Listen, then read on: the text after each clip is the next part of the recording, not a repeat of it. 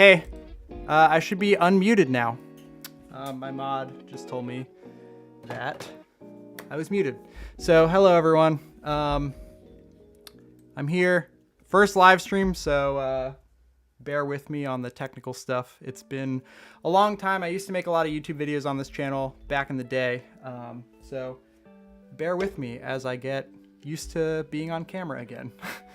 So anyway, if you have any questions, feel free to drop them in the chat. I see KZ, how you doing? A decent amount of people placed orders so far. Tomorrow is going to just be fulfilling orders and doing all that. If you're unfamiliar with me, I ran a site called Color Controllers. It started out as like airbrushing, aftermarket video game controllers, stuff like that. And I always try really hard to be super customer service oriented, ship stuff really fast. I try my best to only post stuff that's in stock. Unless there's a pre-order, then I'll make it known that you'll have to wait. But to be, for the most part, I try to just ship things quick. So tomorrow, that's all I'm doing is filling orders. And then we'll get back to it. So hopefully that's good to go. For the stream itself, I have a couple of things set up. So I have a handheld camera here. What up? That's going to be if you would like to see something up close, for example. Works really well for that. I'm also, if anyone wants to see, I'll do a live install of videos. If you want to see a certain set, I have one of each in this bin. So if you are interested in just seeing one up close, let me know. I also have, check this out, a top down, which is kind of cool. So yeah, sorry, my headphones fell off.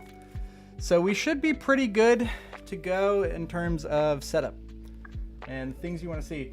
Also, I'm pointing off camera right now. I did do a live on my Instagram, Color Controllers. What up, everyone on Instagram? If you want to check out YouTube, search Color Controllers on YouTube. I'm live on there with like multi-camera angle, stuff like that. But yeah, if anyone has any questions, let me know. My plan is to just kind of do a little bit of an overview. I do want to do a behind the scenes. All of these things in the back here are basically what took 6 months of my life. I have all of the prototype molds. I have every like mistake. So if you want to see what goes into making these, let me know. I also, throwback, check this out. I have my personal Steam controller that's been beat to hell. If you want to see what the future of the Steam Deck buttons entails, here's a little bit of an example. I plan on doing high gloss stuff in the future. What up, Jim? Hey, Josh. So yeah, this is it's day one. So, yeah, I don't know. I have a lot of ideas. First step, just fulfilling everything that came in today. Thank you all for being here. How did you get here, Jim? I would like to know. Anyway, so yeah, I'm trying to see, I don't know. Let me see how many people are watching. It's, again, first stream. Don't quite know what's going on yet, but if you have questions, feel free to drop them down below, and I will be sure to answer them. In the meantime,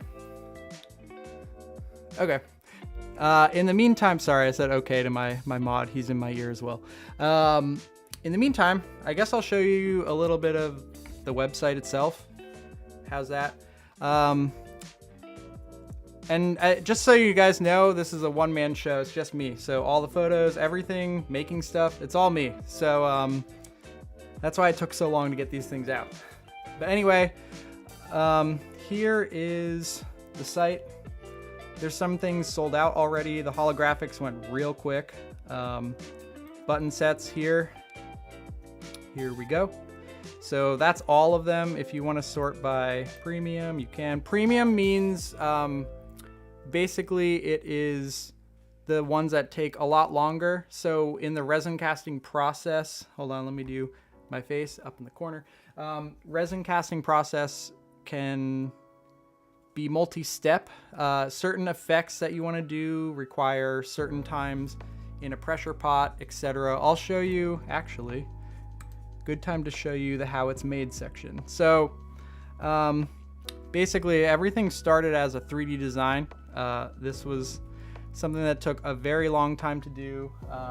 A lot of trial and error to get the fitment right. I was just looking over at my old molds, which I'll show you guys soon. So everything starts as a 3D file, and then it spits out something that looks kind of, this is a back, something that looks kind of like that. And that's a 3D print. This is the butts. So every mold is a 2-part mold. But yeah, so everything starts as a 3D print, and from there I have to process it, I have to make the finish correct, all of that. And then it goes, sorry, I'm looking at my OBS, and if the website's frozen, let me know in the comments, because on OBS it's showing up as frozen. So hopefully that's not the case. If it is, I'll have to do a little bit of live troubleshooting real quick. But yeah, sorry, I'm a little thrown off right now. So everything is 3D printed, and then it goes into a mold itself, which is 2 parts of silicone mixed together. And then from there, that's where all of the resin magic happens. Oh, my mod just told me the website's frozen. All right, hold on. Let me, again, live troubleshoot real quick. Let's see here. First time streaming. Pretty cool. Let me see. Window capture, display capture. How about that? There we go. You know, that'll do for now. I'm just gonna run with this. So this is a capture of my whole screen. So sorry about that. Again, first time streaming. One more thing. Boom. All right, we are back. So yeah, what you didn't see is there's a how it's made section. I think I linked it down below. But yeah, so everything is 3D printed. It starts as a file, and then I have to process it, making molds, which is a lot of 2-part mixture. Everything's thrown into a pressure pot. All of this takes a lot of time to cure, etc. And then what we're left with is a silicone mold that kind of looks like that. There's 2 parts. They fit together. It's rubber. It can bounce. And yeah, so from there I pour the resin and a button is made. Let me look at the chat real quick. I got a couple of people. To reassure someone, Ben, how's it going? So he's asking about the price, and basically, this is a very small operation. I'm one guy, and each of these steps is quite intensive and takes a long time. So you're paying for the handmade aspect. You're paying for, I'm not, JSOX extreme rate. I'm not those people with a huge team behind me. This is one guy pouring some silicone and resin together to make cool shit. So everything you see, all the photos, all the videos, everything, it's all me. So it may not be for some people. I'm trying to bring the world of artisan keycaps, which is a very niche thing for keyboards, to the world of a Steam Deck. So it may not be for everyone. I will say, I wish I had, actually I can go get them. I have a set of the injection molded, mass-produced buttons, and I can show you. The differences are quite profound. There's the mass-produced ones are injection molded, so they're thinner. They feel pretty cheap, and they're just, I don't know. They're not for me. So I wanted to make something a step above that. So I don't know what to tell you. I'm sorry. But yeah, they may not be for everyone, and that's fine. I'm trying to do something different, and it's very time intensive. This is my whole life, basically waking up every day doing this. So may not be for everyone, and that's fine. Looking at the chat, let's see. Neon yellow set. All right, Mouse, let me show you that. Let me dig in my box of wonder real quick. Oh, Trey, by the way, my mod is in my ear. I can hear myself talking. It's very confusing. So maybe mute that. Anyway, here is neon yellow. Picture like a highlighter. It is clear, and I'll show you what it looks like on a black background, which is like how it would be installed on a Steam Deck. I have a couple of Steam Decks here to show you. All right, so here's like a Steam Deck stock, no buttons, and here's what it would look like. I actually had these installed at some point, so that's what it would look like with the backing. Let me see how this will show up. Ooh, too bright, hold on. So basically picture a highlighter, how extreme it is, and that's what that would look like. I'm trying to shield some of the, hold on, it's not focusing. Again, first stream. All right, we're gonna hold it up. How about that? Boom. Focus, focus. I'll put it behind a sheet of touch protect material. How's that? So that's kind of what you would expect seeing it installed. It's pretty vibrant in person. Cameras traditionally have a hard time picking up any sort of neon color. So it's a little tricky, and obviously this camera in particular is a little overexposed right now. My background is in photography, actually. Before I jumped to this full time, I was a photographer in a past life. Anyway, so that's what that looks like. Hopefully that kind of shows it off a little bit. Just picture really bright highlighter color on your Steam Deck. I was rocking these for a couple weeks when I first made them, and then I switched over to Party Black when that went live, and it was pretty cool. Here, I'm gonna check that out. It says Q&A now. Back to the questions. Ben, I appreciate you. Honestly, anyone just stopping by to say hi and to I understand the price is not for everyone, and that is okay.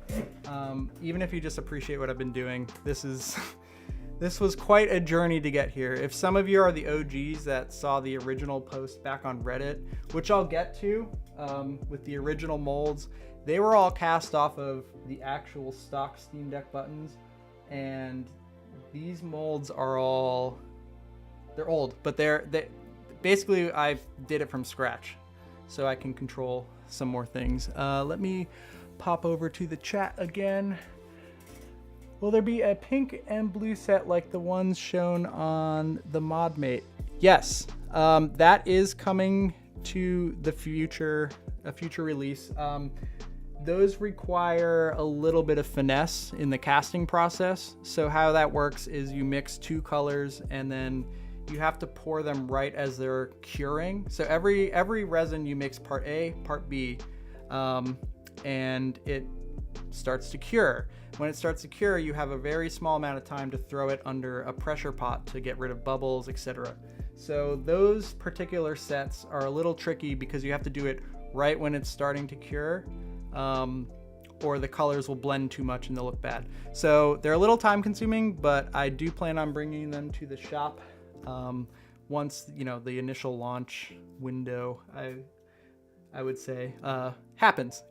Tomorrow I'm fulfilling orders, shipping out a bunch of stuff, and I have new molds in the works currently because molds have a shelf life, and I've worn them out completely trying to get this initial stock out. So the next step in the timeline is make new molds and then stock up the site. And I hear everybody asking for hollows. There will be a pre-order. I'm not sure exactly when. Ideally pretty soon this week. I'm gonna put up a pre-order because Everyone seemed to love those, and I would like to get them to people. So that's going to be a priority as well. Anyway, let's see. Restock on the Steam buttons. Monster. I believe you're talking about ideally the hollow ones. They sold out really quick, and that will be the case. Mouse. Sorry, I'm going through the chat right now. So running down the list here. Mouse. I'm glad you are down. Anyway, yeah, like I said, honestly, this has been quite a journey to get to this point. I know that sounds lame, but I am one dude, and a lot of this was trial and error, annoying my friends with like constant text. Hey, this looks weird. Hey, what do you think of this? Like, it was like a laser focus thing for a long time. So I'm happy that's out. I'm glad people are starting to see it, and I really appreciate anyone that like sees the end result and appreciates, you know, the time put in. So thank you. I'm looking at everyone else. Appreciate you, Nikolai. Thank you for stopping by. Restock on Hollow. Yes, there is. Oh shit. So, all right, everyone, this dude, SCE Day, I never know how to pronounce your name. He's been following me since the very beginning, and he always pops in to say hi, so I appreciate that. I'm glad you're here.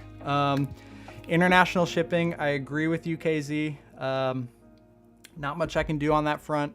Anything cheaper won't be tracked, and basically, from my last experiment with trying to get it a little cheaper but no tracking, almost 50% of the orders got lost. So it's not worth it as a seller to, you know, offer anything any cheaper.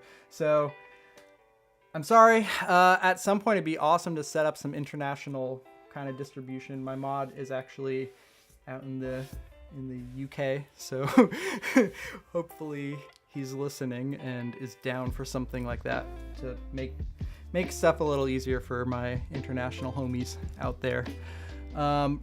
Randy, limited edition and bought while you were purchasing.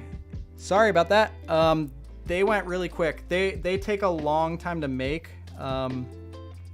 mostly because I can only make a certain amount at a time. They're made using like a film that gets placed in at a certain time, and that certain time is when it's curing.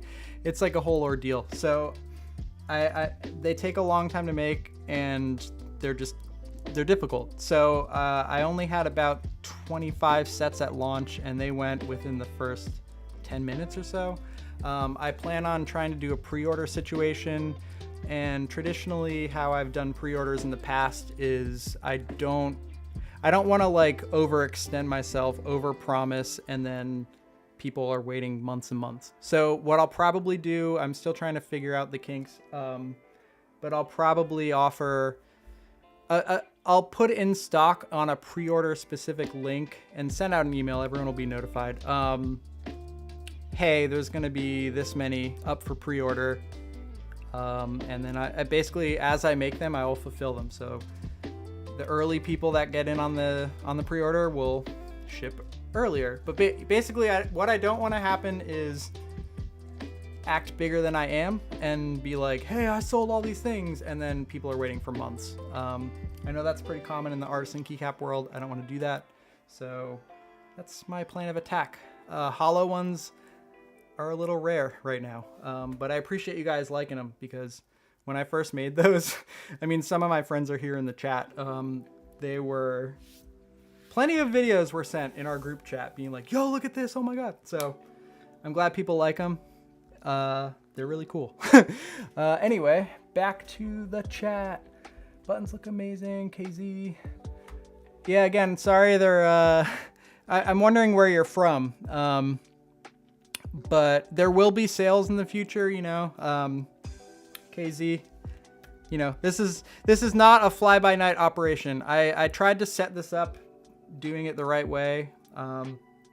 In the business world, I try to do everything by the book, and I try to treat all my customers like friends, you know. All of you guys are buying stuff that like have a huge passion behind them, and you're all buying things that like I make because I personally want, and I'm assuming other people might like them. So yeah, there will be sales in the future, you know, all of that. So just stick around, and I'm not going anywhere. You know, Color Controllers has been around since 2013. So I'm trying to set this up so that everything will be around for a long time. So thank you for hanging out and being here day one. Let's see, I'm looking. Peter, I see you. Thank you. I'm looking. Dustin. Oh, Frog Green D-pad. I think I saw you on the chat app. Sorry again. Day one, learning. I switched from Shopify to Squarespace, or from Squarespace to Shopify. So learning the whole customer service side on Shopify. Anyway, Frog Green, I will try to get those out as quick as possible. Right when the site went live, literally within 5 minutes, a couple people were asking about Green. So also on the priority list, pretty high up post-launch. Let's see, Randy. I appreciate you, Randy. Thank you. Anyway, hell yeah, C-Day. I wish I knew how to pronounce your name. In my head, it's like SCE Day. I've seen you for years, man. I appreciate you being here. Oh yeah, and now I'm all old. He says I had shorter hair then. This is when COVID happened, I was like, heck it. My dad and I both grow our hair out, and it kind of stuck. So yeah, I'm older now. Back in the day when I was making YouTube videos all the time, which PS, subscribe if you can. I plan on all of the future releases where like I'm doing something fancy or different. I want to try to make a video behind it. So drop a sub. That'd be cool. Looking. Let's see. Do I plan on hiring people, Randy? I would like to in the future. It's a little tricky. I try to bring in friends when things get really busy. Last year, the Touch Protect stuff kind of blew up. Touch Protect was the first trackpad. It was the first Steam Deck accessory. I got my Steam Deck Wave 1 very early on, and I didn't even play it. I didn't log in. I didn't do anything. I immediately got to work on Touch Protect because people in the past liked them for the Steam controller. They liked them for the PlayStation. So I was like, that's my main priority. So that blew up last year, and I did end up bringing in some friends to help me cut them, package, send stuff to Amazon. Everything, I sold quite a bit last year. So yeah, I'm no stranger to like, basically this becomes my life when things get busy, and I try to bring in friends when I can. The tricky part about button casting is it's a learned skill. I've been doing this maybe 4 or 5 years at this point. I started with the artisan keycap scene and all of that. So it takes a little bit to like onboard someone, if that makes sense. So yes, I do plan on like trying to bring some people in to help out. But for now, it's just me. So, oh yeah, hi Instagram. Forgot that they were over there. Anyway, looking at the chat again. Oh man, Nikolai, how long have you been around for? Were you around from the very beginning, back in the day? Okay, cool. KZ, New Zealand. You are lucky. New Zealand looks amazing. Gotcha, Dustin. And yeah, so I guess I'm caught up on chat. If you guys want to see some behind the scenes stuff, I've got plenty back here. So I have boxes and boxes of, this is all stuff that I can, sorry, I'm not facing the mic. This is all stuff that I can't use. This is all trial and error. You're seeing a giant clump of 6 months of my life, at least 7 months, something like that. We will start with early molds. Let's do a top down with my face. So, what is this one? Look at that. There's still buttons in this one. Hold on. Check this out. Sorry, I haven't seen these in a long time. These are cast off of the original buttons of the Steam Deck. So when the Steam Deck came out, my priorities were make Touch Protect, get the measurements correct, get them out to people that wanted them, and then work on buttons. And there's been some hiccups throughout this time. Look, another one live. Trey, I can hear my voice again. Just so you know, it's like throwing me off a little bit. So these are cast off of the original buttons on the Steam Deck. And if you can tell, I don't know if I have the masters. This is a mold. This is a mold with the original thing. You see how jagged all of this looks? It's very imprecise. It gets the job done. And fitment is okay. It's what I made the original like teaser pick back in the day. And from there, let's go back to the top down. From there, you know, I made a shitload of molds. The very early stuff is in this box here. These are 3D printed mold boxes. Off camera, which I can handheld over here quick, I've got a couple 3D printers. There's another one down there. And then in the other room, I have a lot of, I have the resin stuff. I have a bunch of stuff in there. But anyway, the initial molds are rough. They're made with clay. You take the original buttons. Look at the backs of these molds. Hold on, let me find, hold on a sec. We're gonna take a blue set. Or no, let's take one of these. One of these D-pads. So I'm gonna show you a D-pad from the original molds, which were very early on in this process compared to now. So the reason it took so long was, this is the back of the Steam Deck button. Focus. This is a mold made off of the original Steam Deck button. If you take apart your Steam Deck, the original D-pad will have a bunch of holes. Same with it's injection molded, so there's a lot of empty space here. You have to fill that in with clay, which makes it look kind of like shit. And then this is what I came up with, which is, of course, it's white, so maybe this is a bad example. Hold on. Basically, I wanted to make something that looks nicer, a finished product, if you will, because at the end of the day, this turned into a giant project instead of just a quick one-off thing. So this is a flat, this is the back. It's got my logo on it. It says handmade in the USA. And that's what it looks like. Functionality is exactly the same as the stock set. It just doesn't look like that. So I don't know, you may have seen, there's a guy on Etsy that was resin casting buttons for a while, and he was doing them off of the original sets as well, and all power to him, because this is a tough thing to do. But I just wanted to do it from scratch. Sorry, I just heard my microphone might be a little quiet.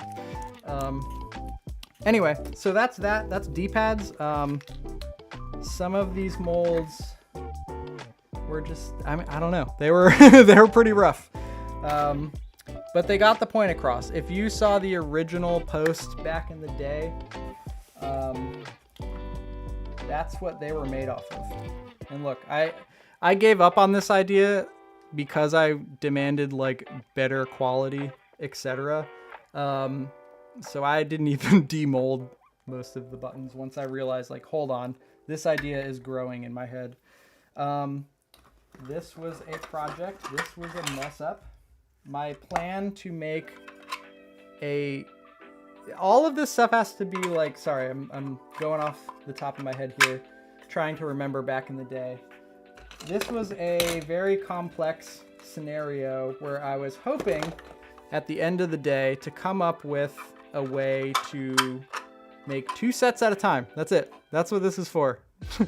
two sets. And it didn't end up working out too well. Hold on, I got the rubber to show you.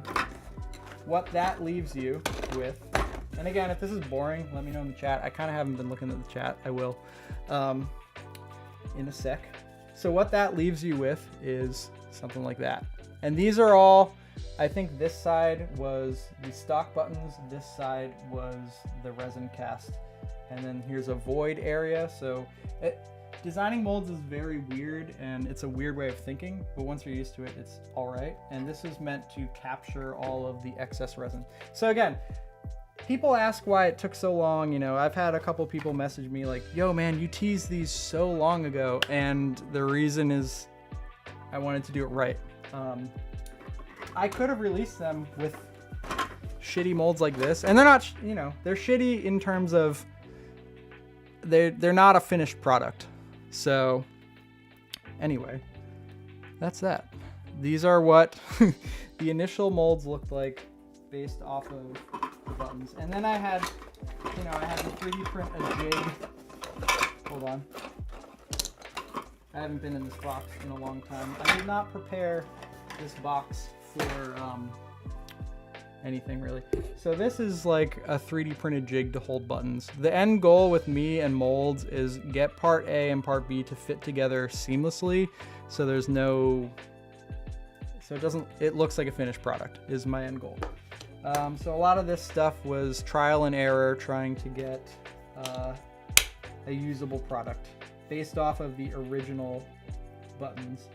And you may be seeing these are shiny. That's its own problem, but I do plan on releasing shiny stuff in the future because it will unlock a lot of stuff. Let me show you real quick. If you head over to the website, hopefully this works this time. Cool. There's a blog section, and I put all of the button sets that I sent to my friends and YouTubers and all these people. You may have seen The Verge posted me. I will be putting that in this blog. But one thing I found this on Friday on my old website, Color Controllers.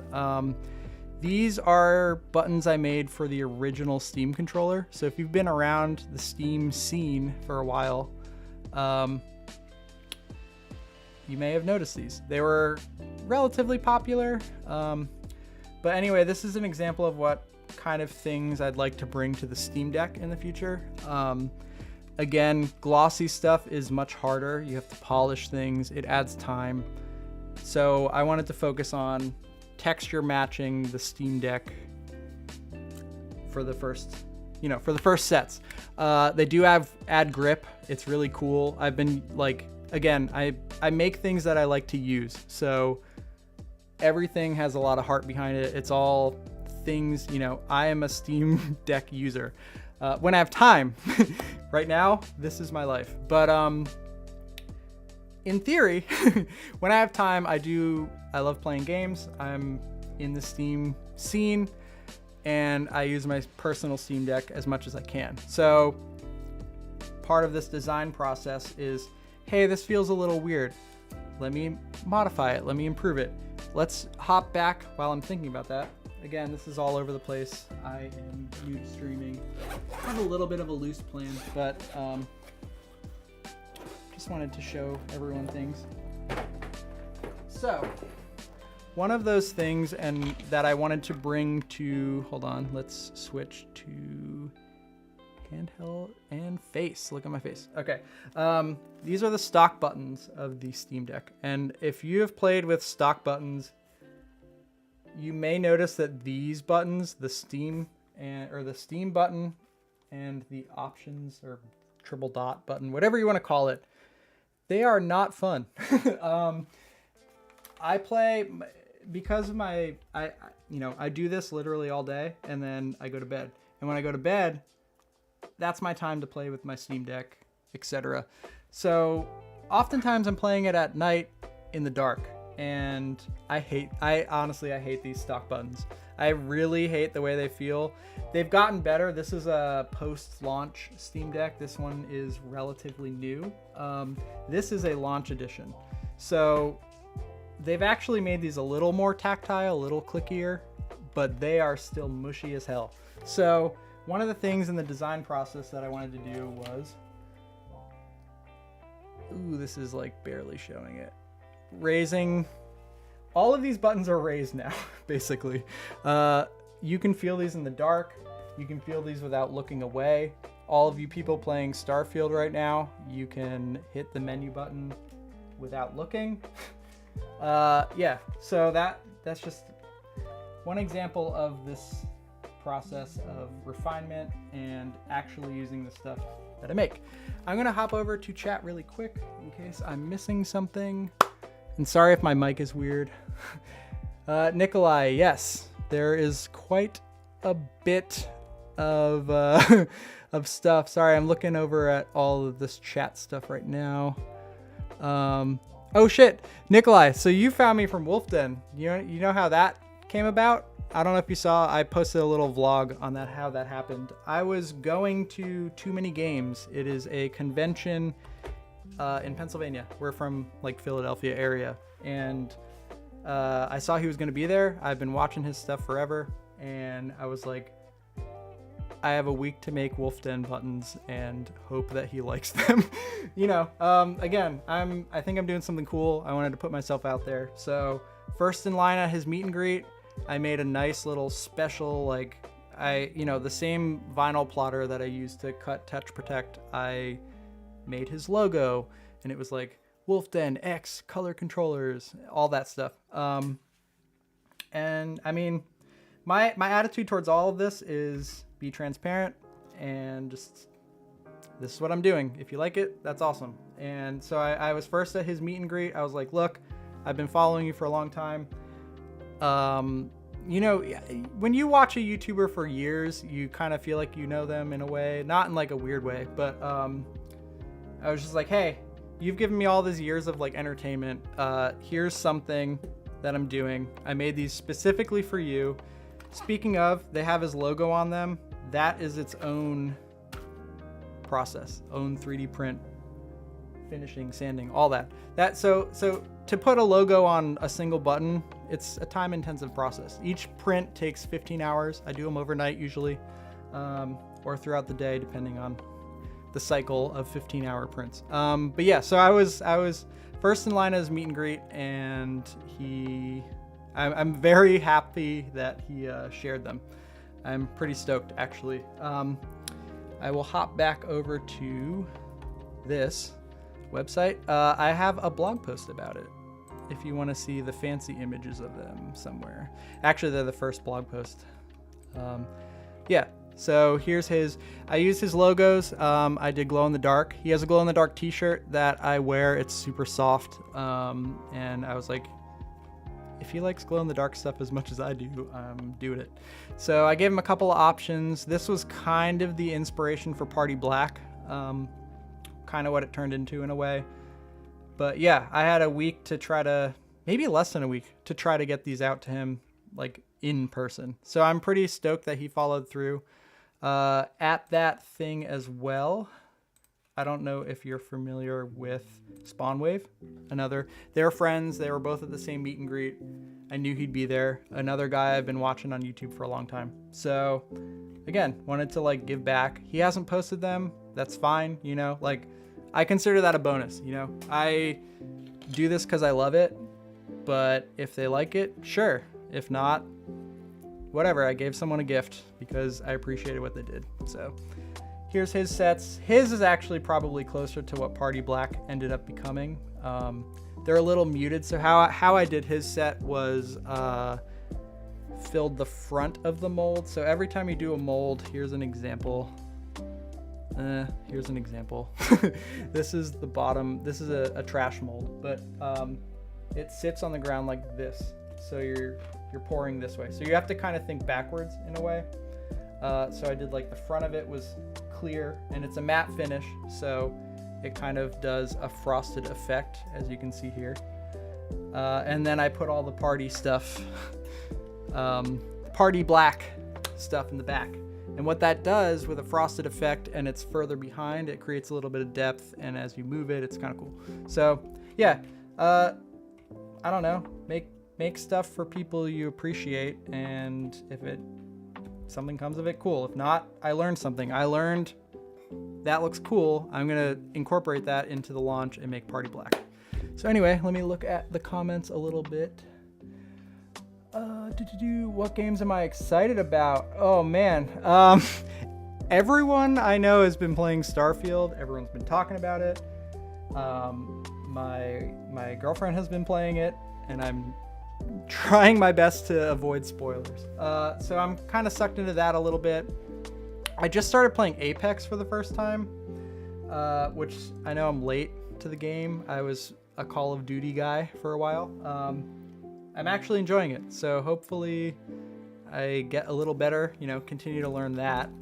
It's hard for me lately because of how busy I am to dive into a game with a lot of story.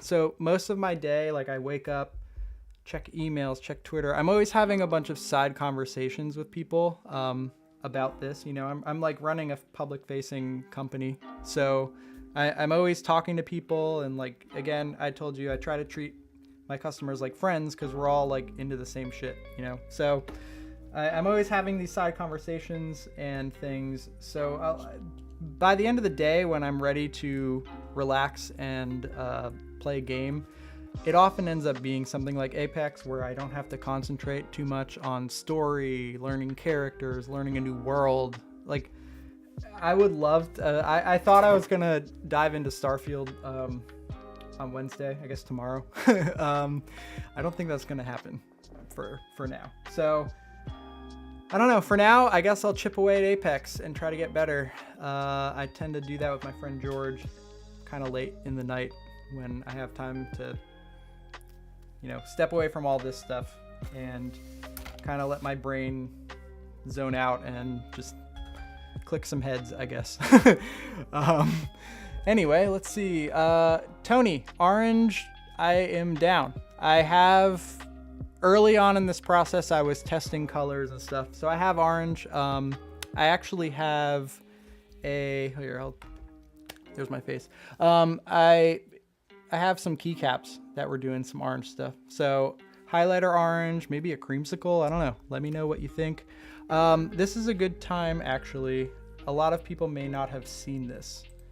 So I set up on the site, if you go to FAQ and contact and you head to submit an idea, this is a Google form, and you can drop whatever idea that you want to see.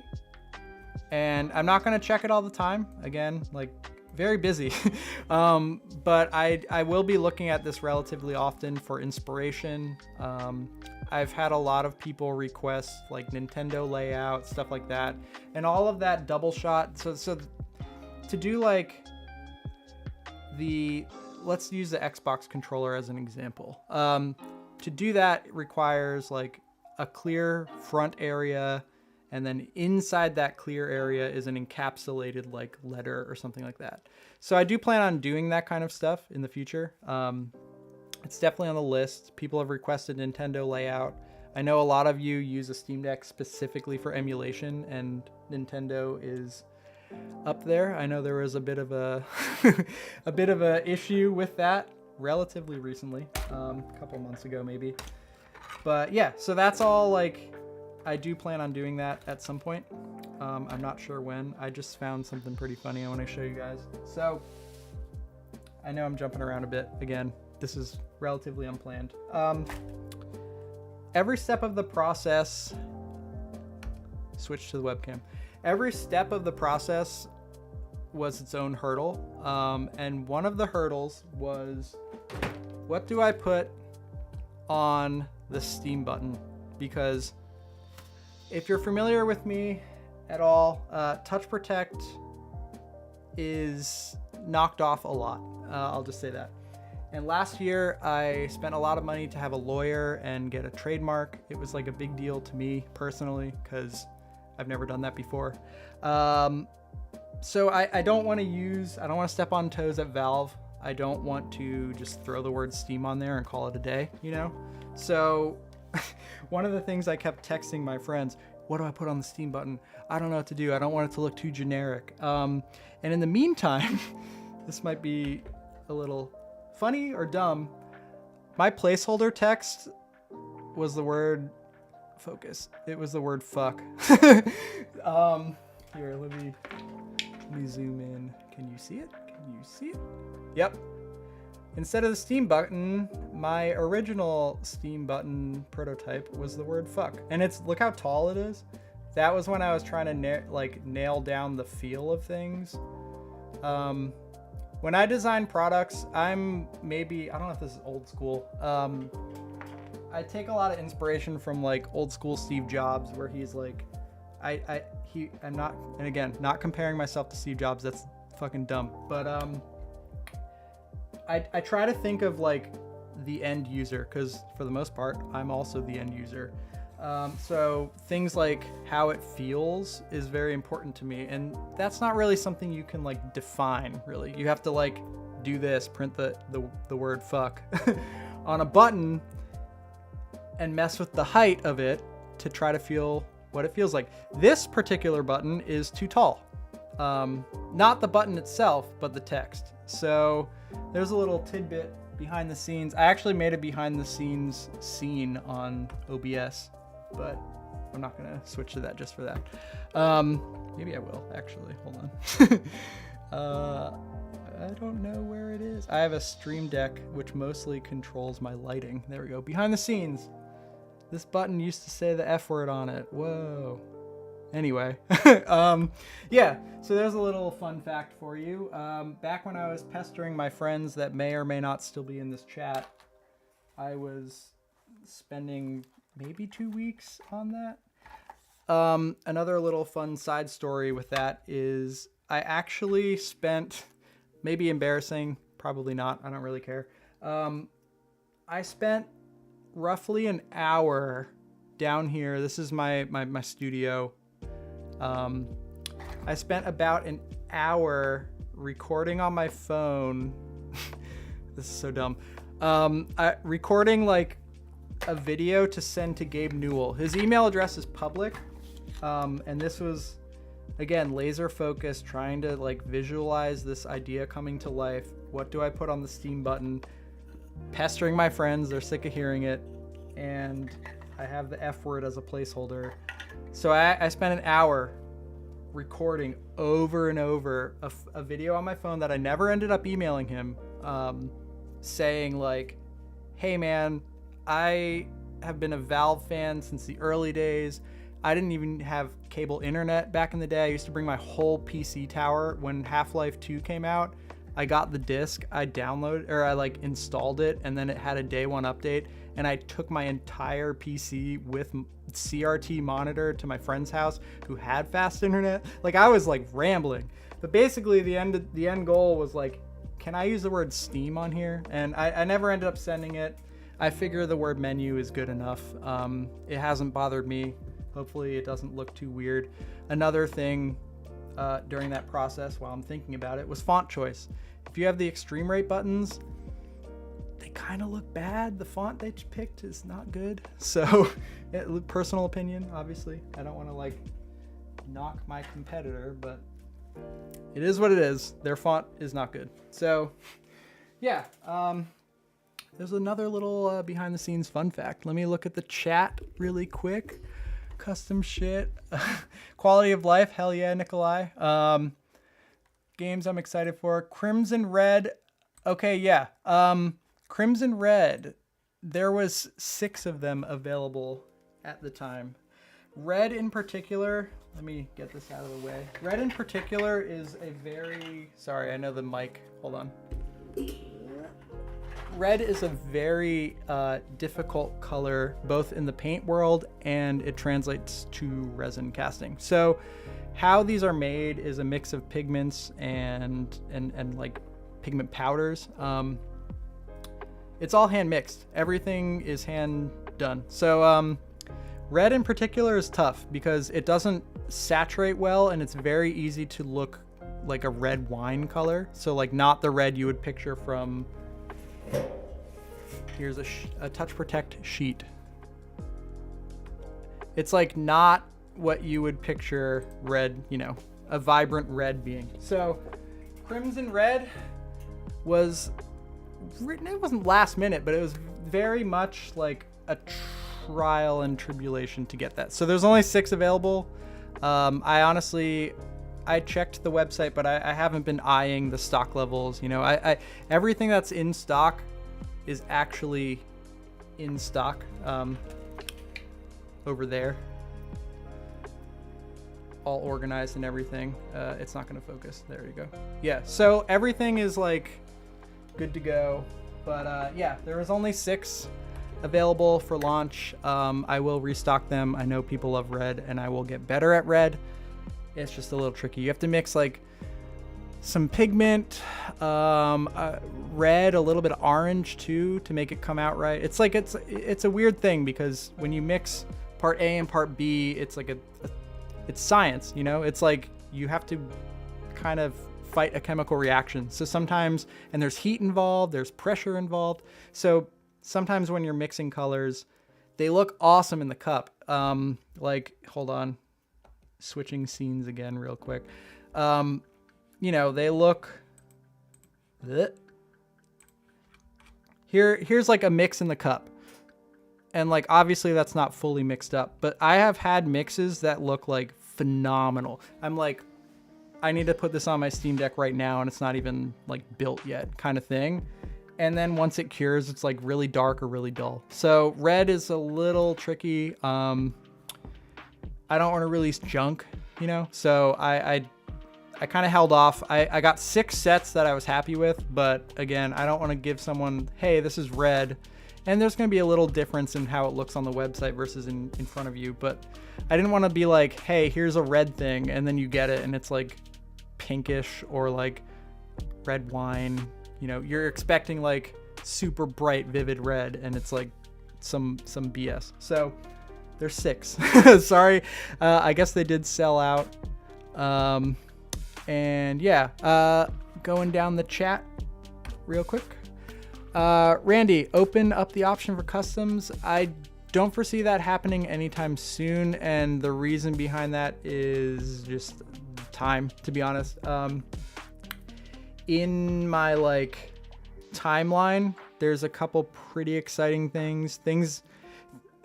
The next thing I'm really trying to get out past I'm gonna restock the holographics because everyone loves them. But the next thing that I'm really excited to get out is something no one's ever done before. I don't want to say too much quite yet. You're not going to expect it. I had to work with a chemist to get this to work, and it was a couple months. So I really want to get that out because it's interesting and cool. And I have a couple of other like custom kind of like themed things going on in the timeline. Custom stuff's tough because like you see on here, like I did these things for my friends and like YouTuber people, how it says like Fox over here, or like Retro Game Corpse, he has his logo on the RGC button. Like that all requires making the digital file and then doing the 3D print, sanding the 3D print, finishing it, which all of these are texture matched to the stock Steam Deck shell, which was its own couple week process to figure out. So it's a little tough to do like full on custom, like, hey, this is my YouTube channel, you know, kind of thing. But I'm not saying no, I'm just saying maybe a long time in the future. Again, your best bet, head on over here to the site, hit submit an idea. If it's super badass and a lot of people kind of want the same thing, my goal is transparency. So I'll probably be tweeting out, hey, what do you guys think of this kind of thing? Because in the past with keycap drops, I've spent a long time being like, you know, I've worked like a month in silence and then released something on Reddit in the keycap world, and like it kind of flopped, you know? And like, this is my full-time job. This is what I do. So I think going forward with this kind of stuff, I've learned my lesson on that, and I'm going to try to ask you guys and help you be a part of this. And part of that is, you know, I want to make YouTube videos, you know, show you a little bit of behind the scenes. Some things I obviously have to keep secret. I've had, especially last year when things started blowing up with the Touch Protect, etc. Like I've had people stealing my stuff, so I have to like be kind of secretive. Hate doing that with certain things, but yeah, I want to keep everyone involved in this, and yeah, submit your ideas right there. Trey, if you're still around, I don't know if I put this in this form in the description, but maybe I did. My boy James asking if I can hop on Destiny. That's another game I've been playing a little bit of. I'm kind of burnt out on Destiny at the moment. Lords of the Fallen, I gotta check that out. I gotta look at the trailer. I'm sorry, I'm heading down the chat at the moment. Thank you for dropping chats, because obviously this is my first stream, first time being on camera in a while, so it's nice to have things to answer and all of that. Let's see, looking highlighter orange. Oh yeah, you guys are looking at sorry, the chat's a little delayed in terms of what I'm seeing, and it's funny you guys are seeing the behind the scenes F word button. But yeah, anyway, creamsicle would be cool. Fun fact, growing up, we used to go to a lake that like my friend's parents had a house at, and there was a cat that was orange and white, and we named him Creamsicle. And then later in life, we adopted a cat. We used to like foster them growing up, and I named him Creamsicle. So Creamsicle button coming soon. It might look like a cat. We'll see. Anyway, going down the list a little bit. Buttons on other things. So in a perfect world, obviously yes. It would be so sick to like make things for everything, everything I use. Like, hell yeah. But it's a little bit of a process. So like that, I don't even know how to describe this. Look at the D-pad alone. So you think like, okay, just make a 3D file. I'm trying to see if this will work close up. The D-pad on the Steam Deck, if you really want to learn how to, hold on, I'm seeing if I can do, there's my face. If you really want to like learn the devices you use in and out, inside and out, try to make a replica of them. So the D-pad has an indent here, like so, but then it also dips in the middle. And that alone was like a while. A lot of trial and error to try to get that to both look and feel correct. And I think I did a pretty damn good job. Hold on, look at this. This is Party Black, by the way. That is my button. Same curve. There's a dip, etc. And then there's the stock. And I would have these off, but... And actually, while we're talking super specific stuff that hopefully you guys care about, let me show you this. So, if you haven't taken your Steam Deck apart before, this is what a D-pad looks like. Boom. So you may notice that there is a lip, and then it cuts off right there. And that is to ensure when you press this way, there's nothing getting in the way. And they also, side profile, there's like a little bit of a dip down there. I don't want to say it, but my first D-pad situation, I was like, why isn't this working? And it's because that dip was not there. And to further expand on that, let me find, let's get a set of, we were talking about red. Let me show you. The B button. If you are an early Steam Deck, oh, I forgot I have this face cam as well up. If you're an early Steam Deck person, I think the B button was sticking. I don't remember. It's been a year with this lovely device. Anyway, I had trouble in the design process with the B button. And by the way, again, I'm thinking of things as they happen. Packaging was its own, how do I do this? What do I do? I know people are avoiding plastic, and I agree with that. My goal with these was like a place to reuse and store your original buttons. So don't throw this out. Try to just put your buttons in there and put it in a drawer somewhere. Anyway, the B button. Let me show you this up close. Focus.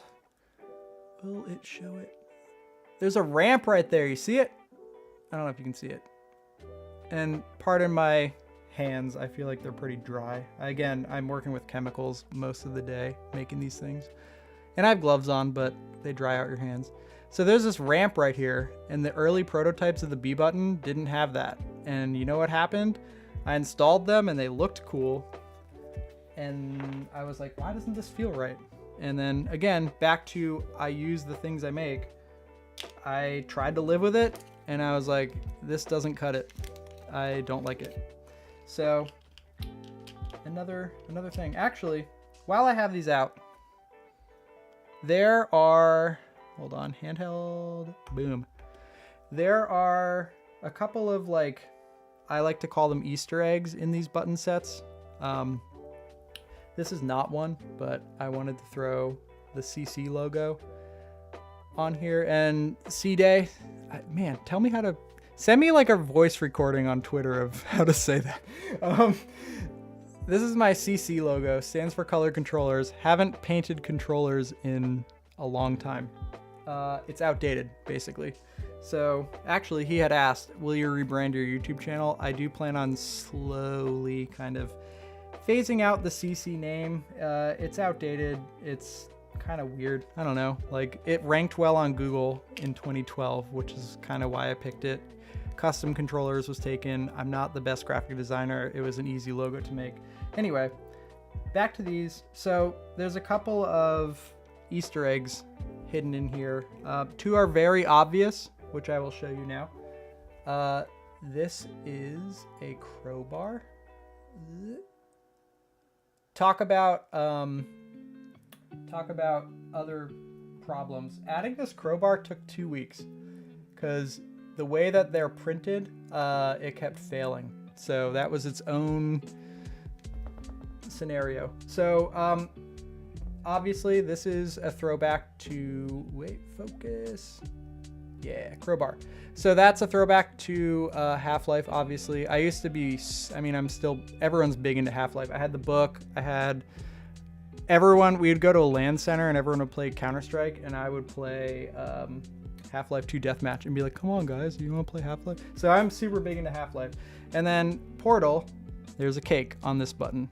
Those are two Easter eggs that you will easily find. So yeah, they're Easter eggs, but they're also to help you install them. So like, they will always be facing the same direction, the right way to look. And then at the same time, you know, cake goes on the right side, I think. Sorry, it's been a day since I've taken apart a Steam Deck.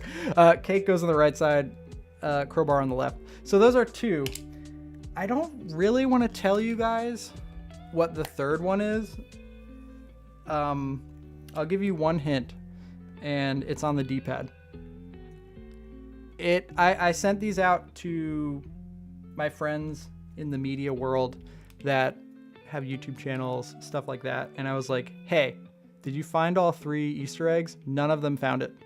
And I don't think any of them have publicly said it. So if you ordered, look at your D-pad very closely and let me know if you find the 3rd Easter egg. It's not on the back. It's not like, hey, Touch Protect logo, handmade in the USA. So there's your hint. It's a bit of a, I'm not going to tell you. You got to find it. I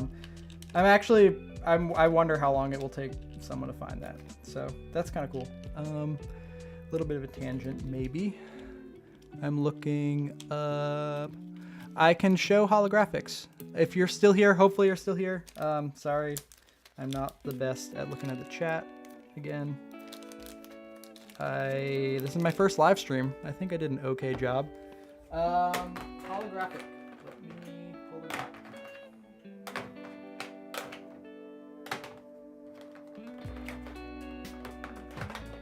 All right, so the lighting of this setup right now is very bright, and holographic looks different in all kinds of lighting. There's my top-down camera. It's a Canon. It's a light. There's a light over there. So I will try my best to show the holographic effect. With anything holographic, it's best to, I don't even know how to describe it. Like, I'm looking at it here and it looks awesome. Let me see what it looks like in bright light. It's hard to photograph, basically. This does a pretty good job, actually. A little...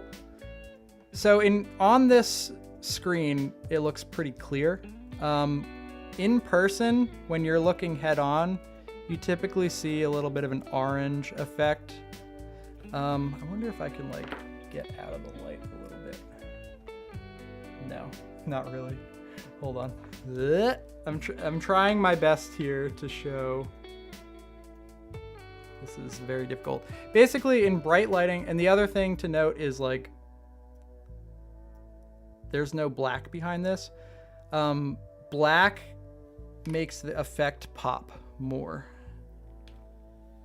because it's a darker contrasting color behind it. Hold on. Very difficult. Sorry, hold on. I have an idea. I'm gonna turn off some lights and we'll see if that works. Light off. There's one up here.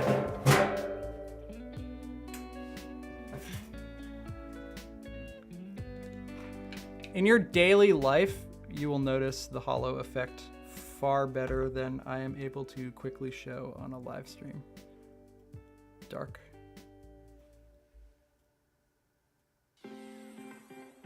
So look at the edges, how they're like turn green and blue. So at the very steepest angle, you'll see the most effect. And then your normal like day-to-day head-on is usually like this orangey red. Again, this is like a terrible demonstration of. That's why I tried on the website to like have an animated GIF on there. Sorry if this is like terrible. What I really need to do is have a single light posted on it. Again, before all this, I was a professional photographer back in the day, so I should know how to do this, but I'm a little on spot. Anyway, this with the back, when it's fully installed, you'll be able to notice it. And I can see it from my my eyes right here, but a little hard to capture. You will not be disappointed, I promise. Let me throw that back in its package. All of the holographic sets are accounted for, so gotta treat them with care and put them back at the end. Looking down the list here, let's see, have I thought about working with dbrand? Oh man, I don't know if my mod is still around, Trey. We have plenty of dbrand stories. Did you know that Touch Protect were actually out before dbrand? So I use the same materials as them. They're in Canada, so maybe not, but Touch Protect is all sourced from proper channels to get like genuine. Hold on, I have some material off screen. Like, this is a small cut of Touch Protect. So again, I don't half-ass my products. I want to make high quality shit because I use it. And dbrand and I use the same kind of stuff. So you may see, I've seen people be like, oh, they're using Mirage camo and dbrand calls it something. I don't know. Sorry. It's the same material. I just happen to be smaller than them, and I got Touch Protect for the Steam Deck out before them. But yeah, anyway, it's the same stuff. Everyone gets it from, if they're doing it the right way, they all get it from the proper channels. I have a couple of accounts with the only suppliers of 3M, who else? All the like major vinyl brands that wrap cars. So I mentioned in the past, I was a professional photographer, and part of that, I worked at like an aftermarket car company. I don't want to like dox myself. Basically, like, they make aftermarket accessories for a couple very popular cars, and they have their own e-commerce platform, and they have a shit ton of employees, etc. They had a vinyl section on their website, which meant they had a whole vinyl wing of the building that I worked in. And again, this is like early color controllers time. Right when the PS4 came out, And I was talking to the vinyl guy. I got to know him, and I was like, hey, tell me everything you know about vinyl. And like, what are the good brands? How do you cut it? What is, like, there's a term called weeding. I didn't know what that was. Like, there's so many things that I wanted to soak up while I was there with a guy who does it for a living, so that I can take it in the future to the things that I make and things, you know, I use these, again, I don't want to cheap out. I use this stuff myself. So yeah, long-winded way to say dbrand and I use the same stuff. It's all legit. It's all from real companies. Actually, let me show you this real quick.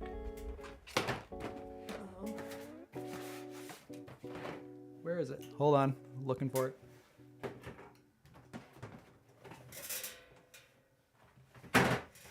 I have this, like, it's actually my Rubbermaid bin that has all my 3D printing spools on it, but I'm using it as a shelf for all this stuff to show you guys. Anyway, hold on, I'm trying to show you something. If I can find it. Aha! So, last year was a whirlwind with Touch Protect, and part of that was dealing with a bunch of... Amazon is tough, man. There's like a lot of people trying to steal my images, trying to undercut me using really crappy stuff. And naturally, I buy the knockoffs to see what they're like. So, while we're talking vinyl, let me show you. This is genuine 3M vinyl. And again, like I said, I racked this dude's brain for months trying to, hey, what do you know about vinyl? What do you know about vinyl? What can you tell me about vinyl? The knockoffs of, so how vinyl is made, this is carbon fiber. This is what I use. It's made by 3M. And this is made by embossing. And I should probably do a better job at like communicating this. Once the knockoffs came in, you know, Touch Protect is still out there. People that care for quality, I appreciate you, but not everyone does. So this is embossed, and I don't know the best way to show it on a little handheld Sony cam.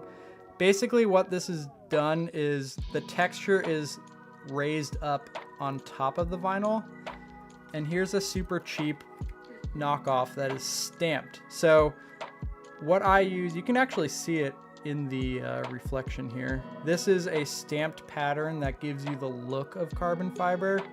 This is a knockoff,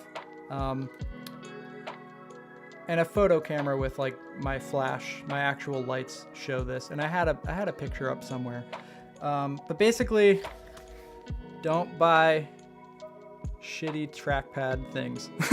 That's the best way to describe it.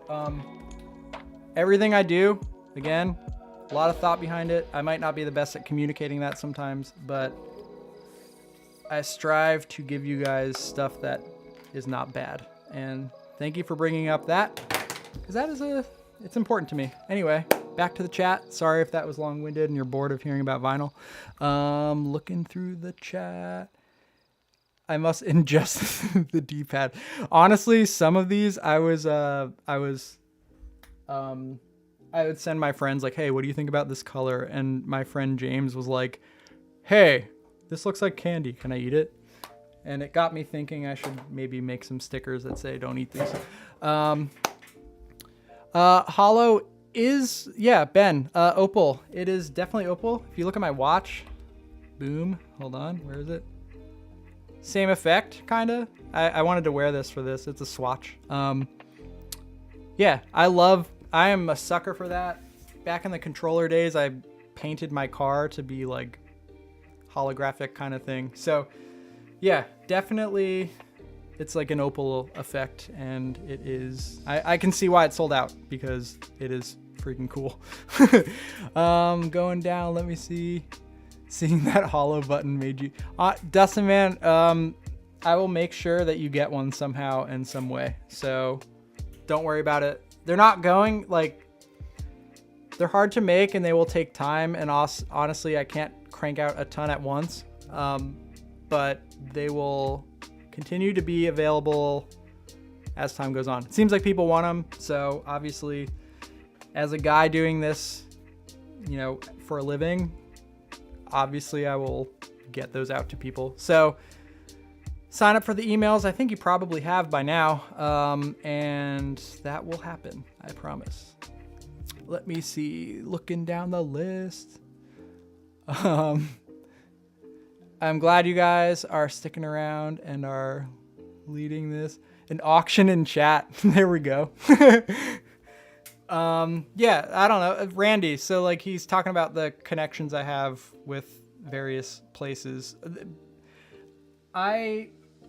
You may see people come and go in the world of like making stuff for people. You know, a lot of people chase fast money. A big part of my business is Amazon, and people that I know personally and other things, you know, just browsing on Amazon seller places and etc. Everyone thinks that like, how can I make a quick buck and bounce? Or like, you know, I've noticed that that is not the way to go. So I'm here sticking around. I try to put a lot of thought into this stuff and do it right the first time. That's why the buttons were announced how long ago? Like almost a year ago. I had a little bit of hiccups, obviously. Not even hiccups, I wouldn't call them. It's just, you know, like Touch Protect blew up, had to focus there. You know, this is my job, so like I have to kind of follow the money sometimes to like live. But yeah, I'm trying my best to like be very transparent and to not release junk. So if it takes a little bit longer, I'd prefer to like work in silence and present you guys with a full idea versus like a fast money kind of like quick, like, hey, this is fine. There were times, I'm not gonna lie, there were times like this was a very big project.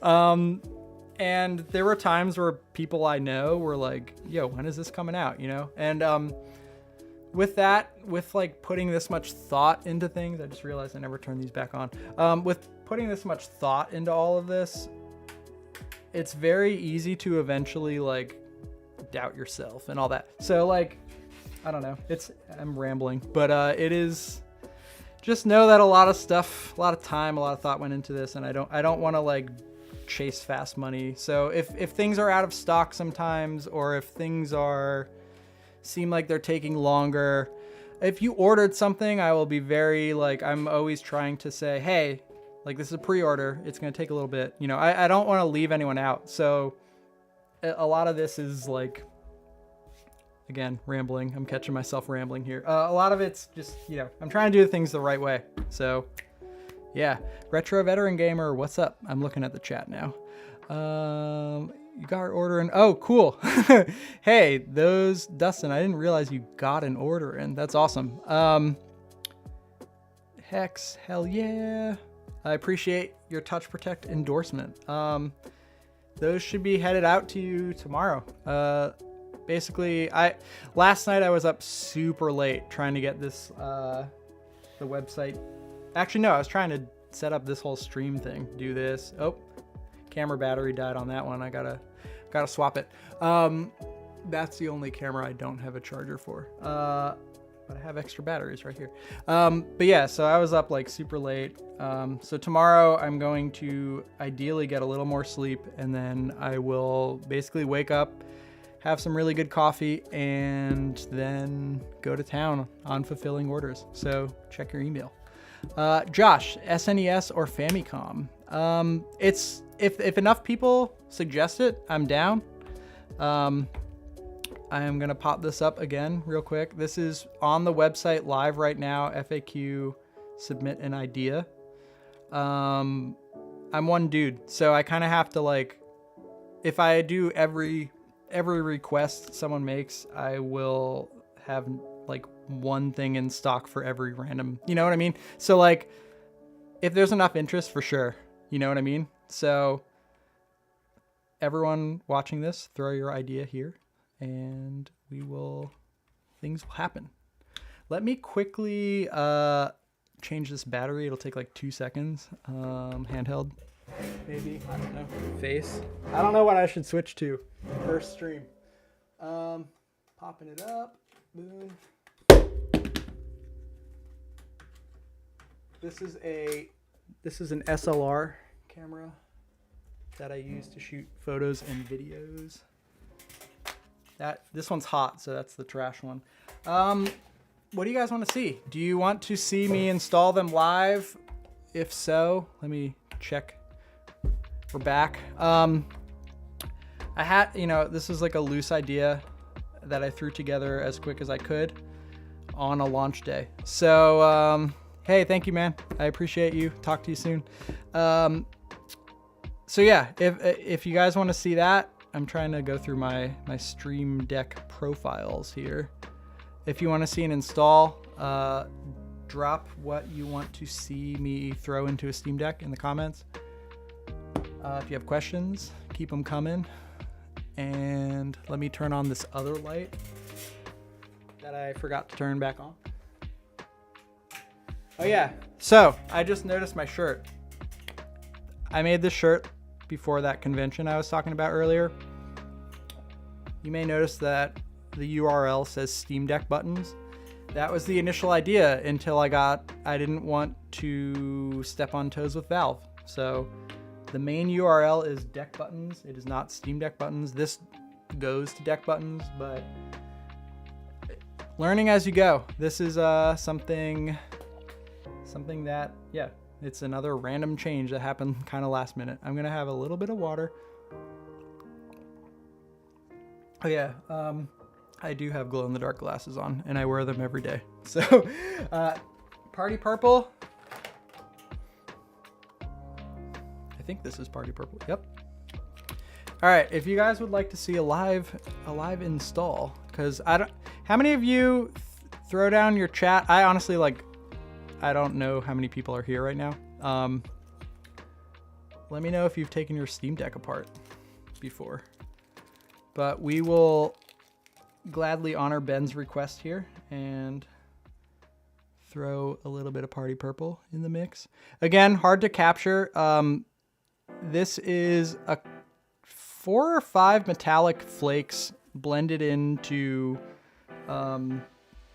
basically atomic purple that everyone loves. So it's got a little bit of depth to it. If you look at Party Black, which I have installed here, and again, in really bright lighting, the effect is not as good. But both Party Purple and Party Black are kind of sleeper hits in my book.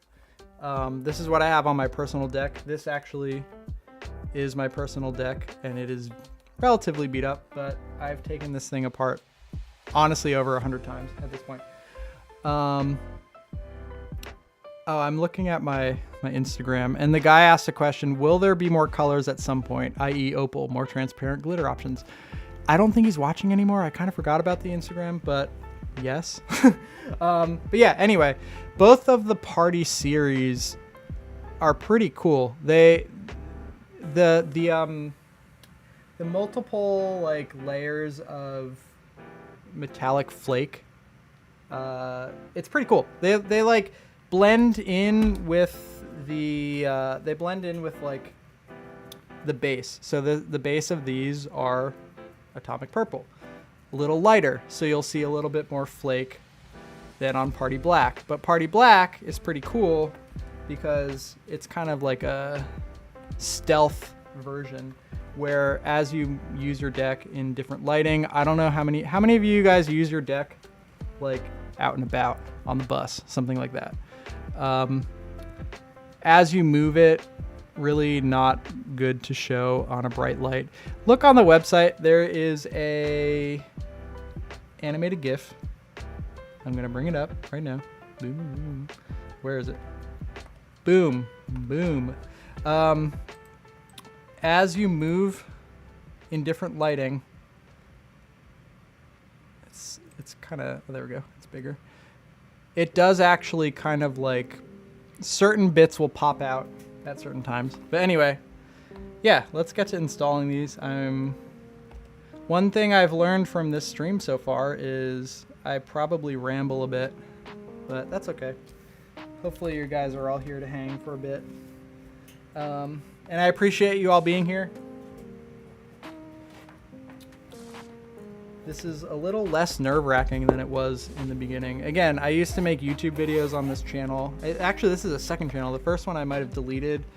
Basically, until I went full time with this was always like my side thing that I had to like kind of keep a professional like appearance online. So I think this channel that you're watching on now, please subscribe. I re-uploaded all of my old videos, but obviously I lost all of the traction that old channel had.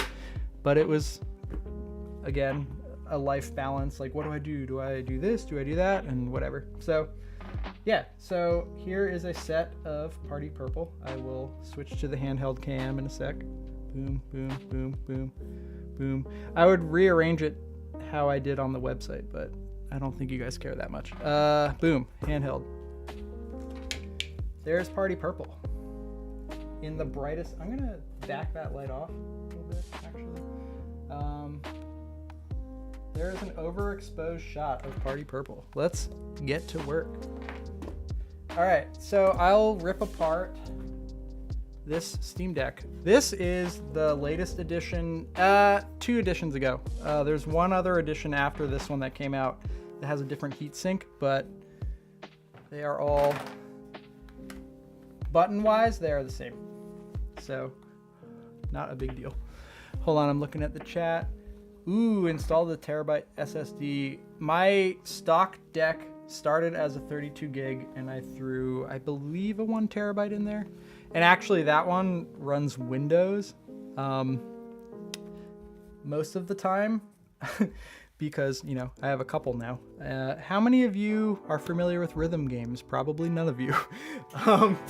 But a lot of times I will play a game called Sound Voltex, which uses a vertical monitor, and I run Windows on the deck, and I do it that way because my main desktop is a Mac Mini that I run with an eGPU, but honestly the Steam Deck runs it better and it's easier, so that's what I do. Looking at the chat real quick before we dive in. M.2 upgrade. How do you like, oh, I was gonna say, how do you like the backplate, but you returned it. Buttons are honestly like, all right, I've done it far too many times to count, obviously, but they're not too bad. Like, take your time, obviously. And I won't like rush through it, but it's not that big of a deal. There's certain parts as a newcomer that might be weird at first, and I'll explain. Ooh, Project Diva, hell yeah. Ooh, Sound Voltex, yes. I actually have a second Sound Voltex controller, and this project I really want to do with the Steam Deck. But that's on my free time, which I don't have a lot of right now. Anyway, looking over here. Not gonna bother reshelling. Honestly, like, I have a couple of shells available because doing this as a job, you have to kind of like see what the competition's doing. The first couple of sets, again, part of being fully transparent, I designed my molds right when, like, this has been an ongoing process, and aftermarket shells didn't exist yet. So I have a thing here. This button right here, the cake button, boom. This piece on the side, if you're installing it face down, this piece right here is a little too wide, and there's a fix. I have a whole thing here. It's super easy. There's a fix for it. But again, when I was doing this process of designing the molds, these shells didn't exist yet, the aftermarket ones.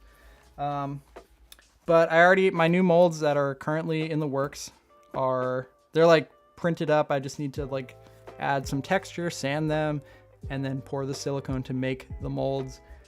They're already fixed. So this is only an issue with like the very first sets. Thank you for being an early adopter. Anyway, let's get back to it. This is a Steam Deck. This is a stock. I threw stock buttons in for the first time since I've had it. Literally day one, this was ripped apart and buttons were put in.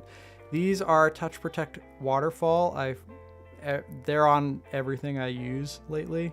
I go in and out on which ones I like. This is the current muse, I guess.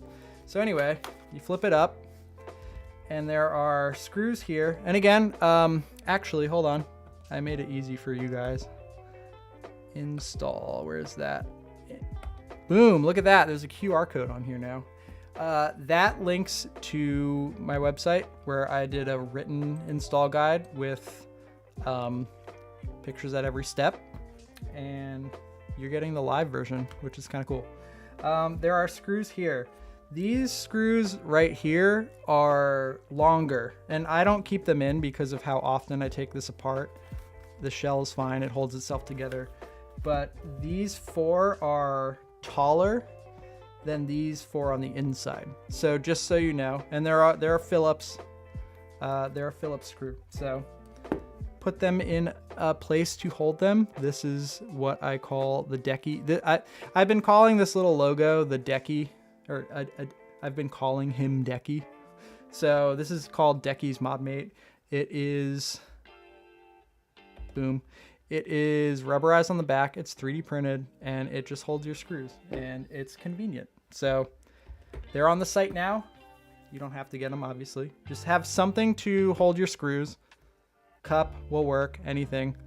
And yeah, these 4 are bigger, and these 4 are smaller. And then if you've never taken the shell apart in like before, it might be a little tricky at first, and you might feel like you're gonna break it, but you won't. So I like to put my nail, and I just cut my nails. Anyone ever just like right when you cut your nails, you have to use them? Anyway, try to put your hand right around here, like right in there area. And you can also use a pry tool if you would like. Don't use metal. People with extreme rate shells were using the metal thing and like messing up their Steam Deck. Don't do that. I just use my hand, and I put a nail under here and simply do that. And the shell is good to go.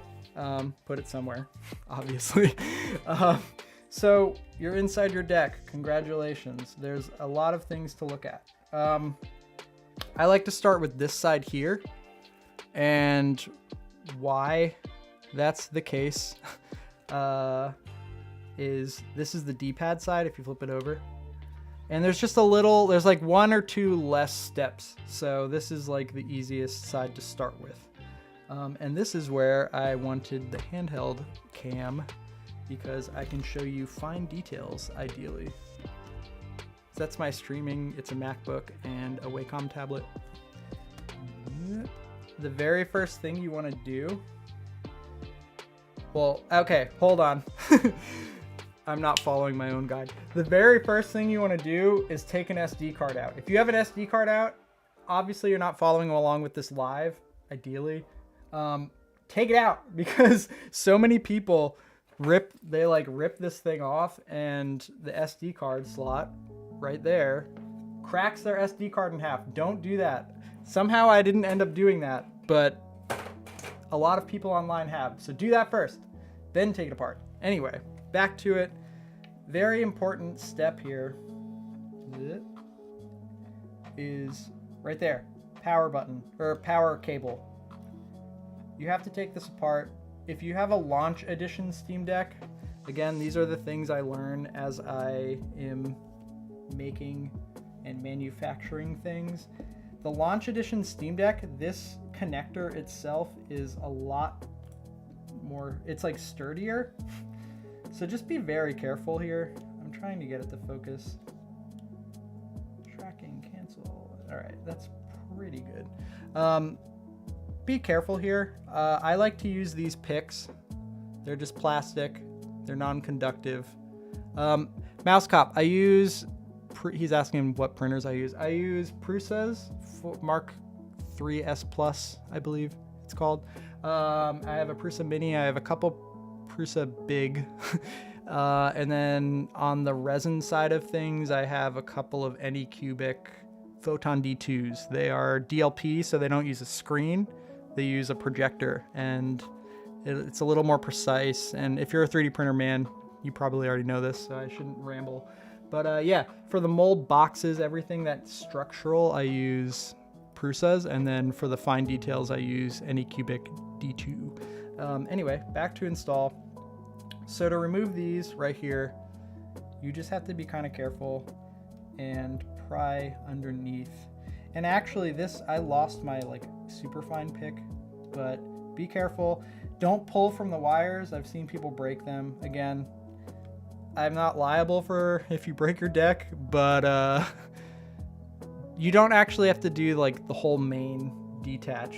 I mean, in theory, I should probably tell you should, but I've done this quite a bit and I haven't had any issues. So use your discretion there. I haven't.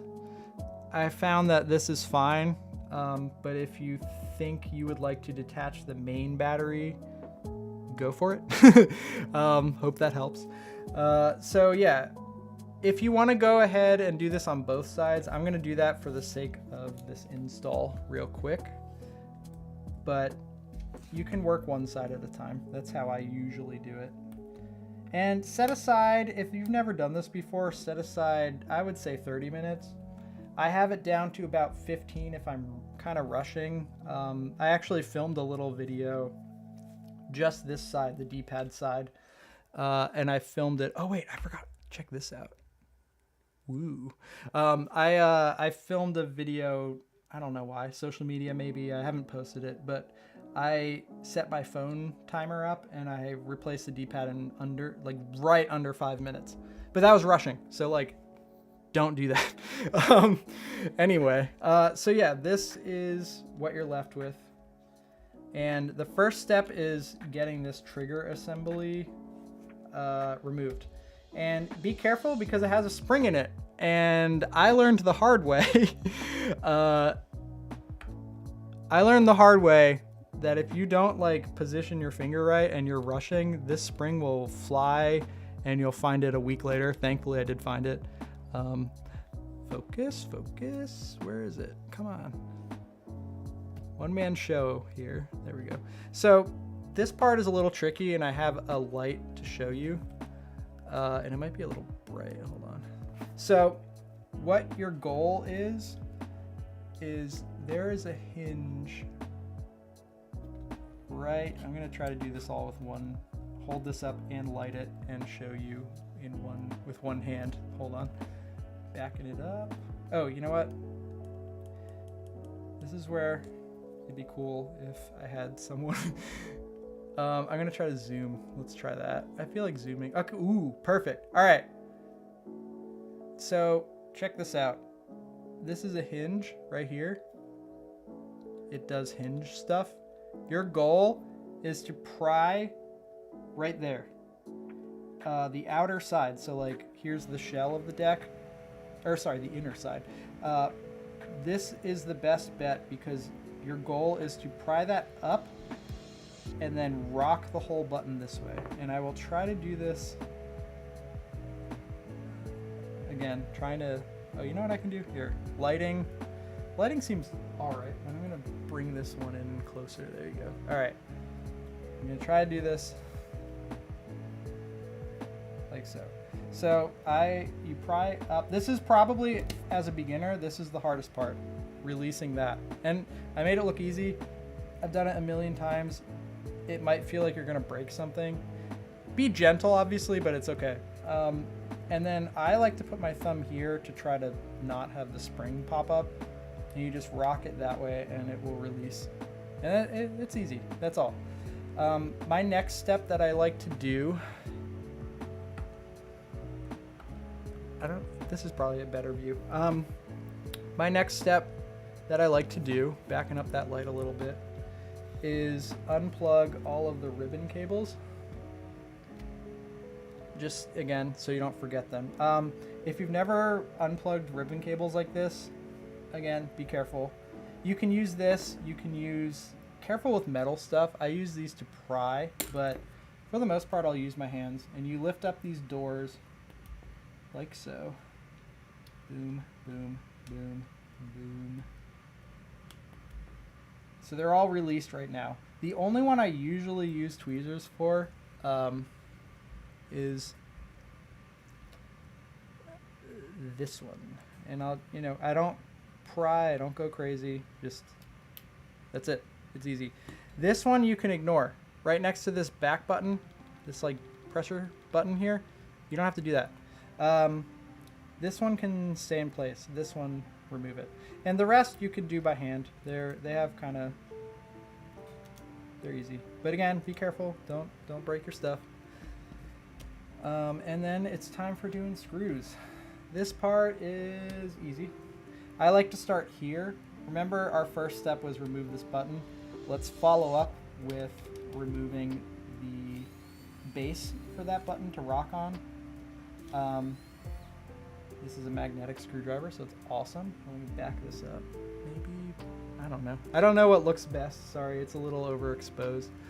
And yeah, I love this tray. I'm biased, obviously, but it really does. It's non-slip. It'll rock the whole table, but keep your screws somewhere safe. That's all I gotta say. So yeah, there's 3 screws here, super easy. I use a automated screwdriver because I do this constantly every day, almost every day. Not really, but in the design phase every day. And what you're left with here is the hinge, the base plate that your back button's stuck onto. Nice and easy. Put it somewhere. It will fit in there if you'd like. And from here, all that does is free up this area. I like to then go over to the joystick area. This guy. What's up? 3 screws, 1, 2, 3. When you take these screws out, the third one, second one maybe, as you start to loosen it, your deck will start to fall. That's normal. If you really want to, you can prop something underneath. But I do this quite often and I don't do that. I know that there's like 3D printed jigs you can get and everything, but I kind of don't do that. And another thing, check our guide on the website, because I literally used this Wacom tablet and drew like, hey, here's where the screws are. Another thing you can look at if you're feeling stuck and you don't want to go on my site to look is Valve made it very convenient. See this little arrow? Everywhere you have a screw, it's pointing at the hole. So there's one here, and one here. So it should be relatively painless. Again, I know some people haven't taken their deck apart, so this is like new and scary, but it's as easy as it could be for people that have not done it before. So what that will do is you're free. Cool. Check out the wire. I really wanted to make sticks, but Valve decided to do this. I don't use that feature. I know people like it. If you like that, let me know. I actually don't know. I'm looking at the chat now. I don't know how they match the Extreme Rate shell. I haven't seen it in person. They're like a pretty standard red, if that helps at all, hopefully. Anyway, so you did it. You have this assembly removed. Now the main board right here. There's 1, 2, 3. 1, 2, 3, 4. There's 4 screws. One of them is a big fat one.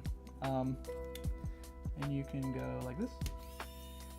This one on this particular Steam Deck I own is stripped. Don't be like me and strip it, because it doesn't matter. It doesn't do anything, but like it doesn't affect it in a bad way. But if this is your only Steam Deck and you only plan on taking it apart one time, yeah, be careful. This is plastic. These screws go into plastic, is all I have to say. This last one here, focus, it won't focus. This last one is a little different shape. It's just a little fatter, but it's the same deal. Okay, so taking this out is, again, it's easy, but it is, it's not too bad. I'll show you. So there's a little post right. Man, if anyone has a Sony ZV-1 and they know how to make it focus close up, let me know. So right here, there's a little, you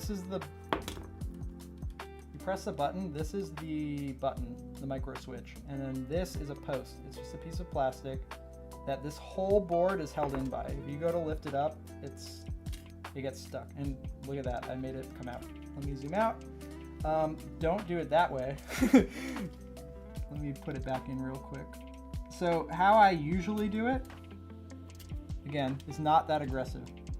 I will lift from, well now it's acting up. But basically I usually lift from right around here and it lifts it up, and then I kind of rock it to the right and pull up a little bit and kind of wiggle it. I guess if you really want to be aggressive like I accidentally was earlier, you could. And of course now it's being difficult. But yeah, that post is what you're looking for. And this is now out. Not too bad. Put it aside. And this is what you're left with. If you're super eager to get one button out, here's where you'll go. This is a rubber thing. And look at that. Little Easter egg. These are the launch edition sets that I filled with clay, because if you were here from the beginning of the stream, I had to fill the backs with clay because they are hollow and I was trying to resin cast them. Anyway, set that aside, and we will finish with this area. So this is the, what is it, L1 button. The next step is actually not taking it out. You have to take this screw here out, and then this screw right here. And again, look up my site. I actually put it in the description of this live stream. So there is an FAQ that has pictures. Boom. So that's the right, the L, or sorry, what is this? L1. These are also hooked in. Let's bring out that second light real quick. These are hooked in right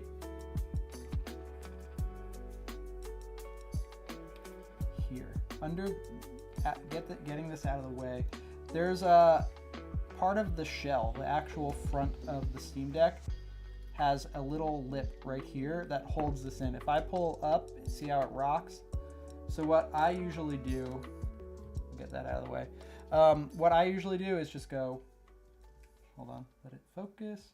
I just rock it like that, boom, and then tilt it this way and it will pull up because it's locked on there, but there's also another post right here. And that's it, you're at the buttons. This is the D-pad and what I call the cake button.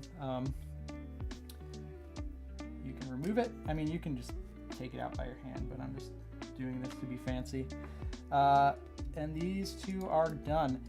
So this is a newer Steam Deck. The original launch edition Steam Decks had, let me switch over to my face. And let's do that. Okay, the initial launch edition Steam Deck, which I don't know where those buttons are, to be honest. This is the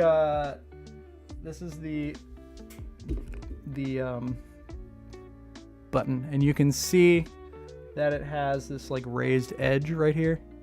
And you'll note that on my buttons, that doesn't exist. And when Valve first made the Steam Deck, the very beginning launch edition ones, you may have noticed there was some complaints where the menu and like start and select basically would get caught in the shell.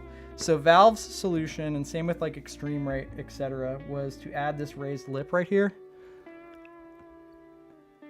And that works. My solution was to extend the button. It's a little taller than the stock, like this way. So it will not ever get stuck on the edge. Because basically how it would work is it would get stuck on the very edge. I'm not showing that well. It would get stuck on the edge. So that's my solution. It might look different than the stock buttons, the current gen stock buttons, but it functions the same way. You should be good to go.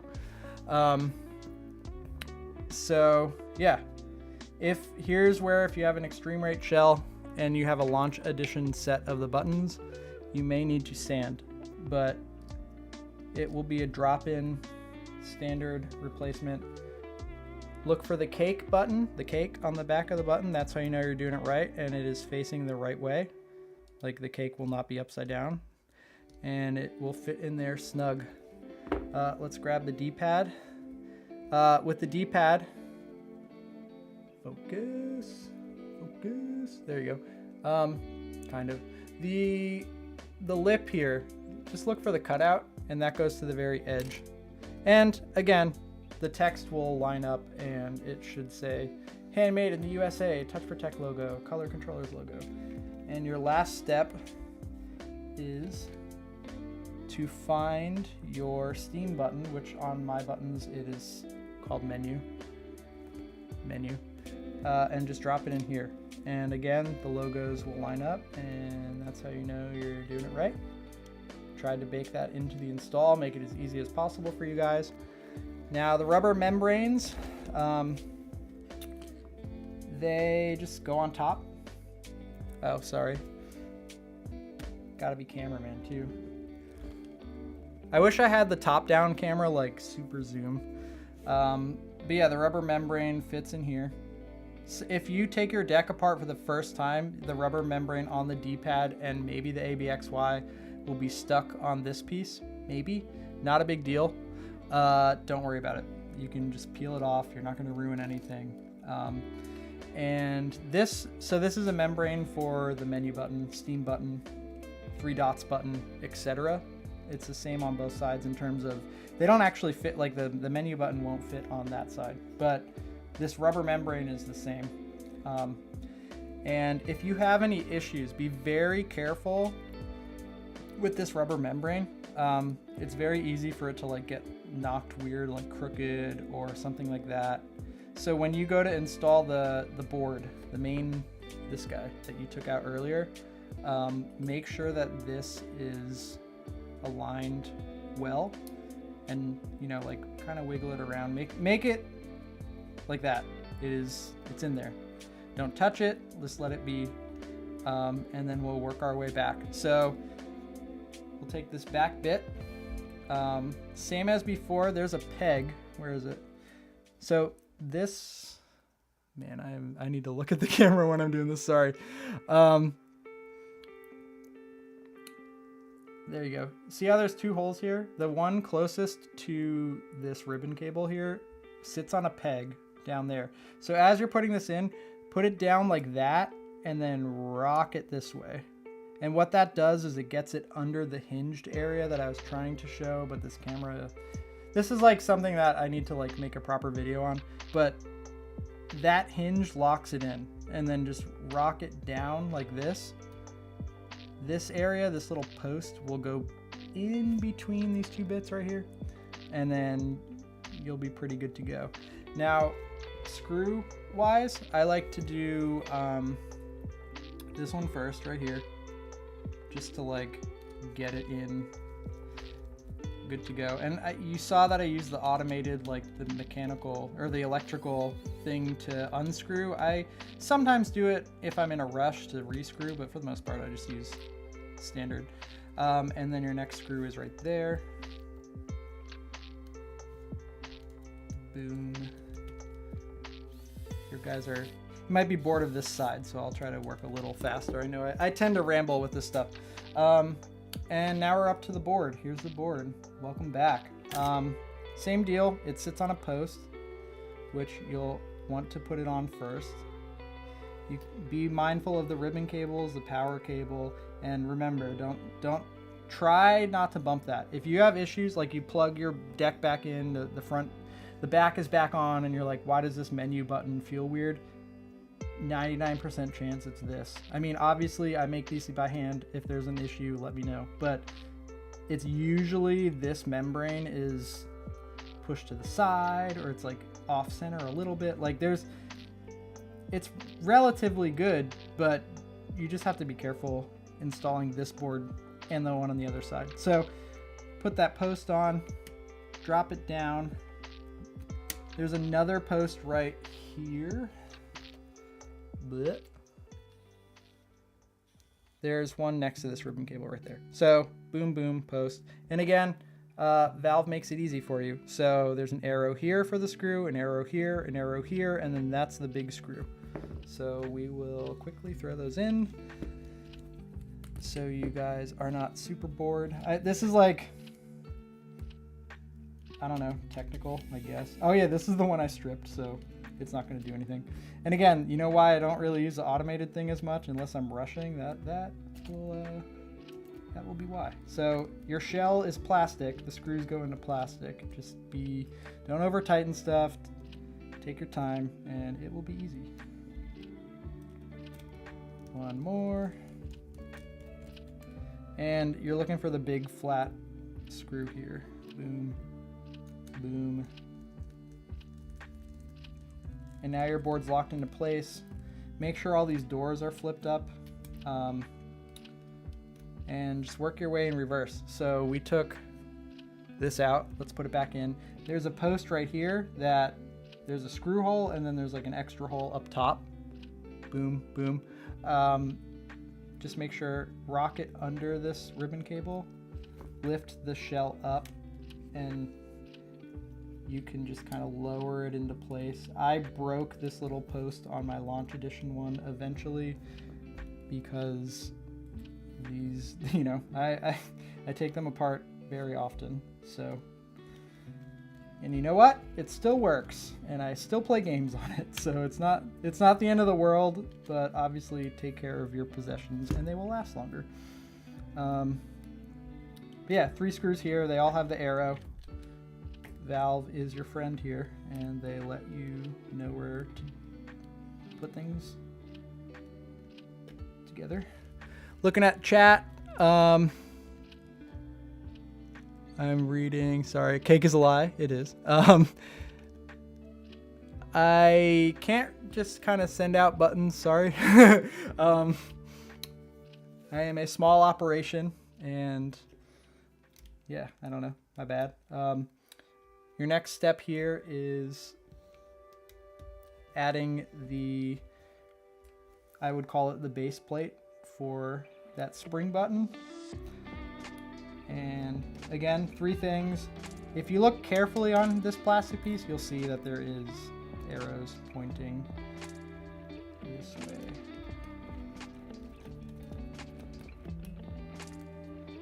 And I think my mic is fine. If there is any chance I could, honestly, I might have one kicking around. They may not be perfect. I thought about, like, if people liked that, I would consider maybe just making a whole release out of it. The menu button, or the menu buttons, because that holds a little special spot in my heart for, like, all of this was kind of stressful in its own regard. So figuring out what that was, you know, it's fun to look back at now and laugh, but I was like very, what do I do kind of thing. So the next step here, ribbon cables. Make sure you do the ribbon cables before you do the power, and make sure you do the ribbon cables before you put this on, because I've put this on and then done this ribbon cable here, and it's hard. So don't do that, because it's not fun. All right, and again, like I said, you don't have to use this, but for this particular part, and metal in general is like, actually maybe I won't, you can kind of get it in without it. Just make sure everything is seated correctly and not too misaligned. You'll know when it's in, and you'll know if you kind of like rushed, and there's a line on each of these. Oh, sorry, my hand's in the way. It'll be out of the way in a sec. Let me try to show this. Each ribbon cable has a line on it, this white line right here. And when the door is open, that line is there. When you close the door, it lines up with the line. So again, Valve is your friend here. They are trying to make this easy. I mean, I'm sure that's like a standard thing in electronics world, but I like to think Valve's our friend. So good to go. just concentrating for a sec. This one can be a little iffy because of how wide it is. And mine are pretty bent at this point in certain. There we go. In. And one more. And then this side should be done. If you are super excited, or if you're just doing a D-pad, you bought only a D-pad, you can call it. You can leave this unplugged for now. Don't forget to plug it back in. I'm just gonna plug it in now to, like, I don't know, because I'll forget I'm live streaming for the first time. So yeah, this side's good to go. Like, your D-pad's in. Your D-pad, if you did menu button, this camera hates focusing. Whoa, Party Purple. Party Purple, man, look at those trackpads. I love the waterfall lately. So yeah, D-pad side is done. Congratulate yourself. I'm gonna take a sip of water because I've been talking.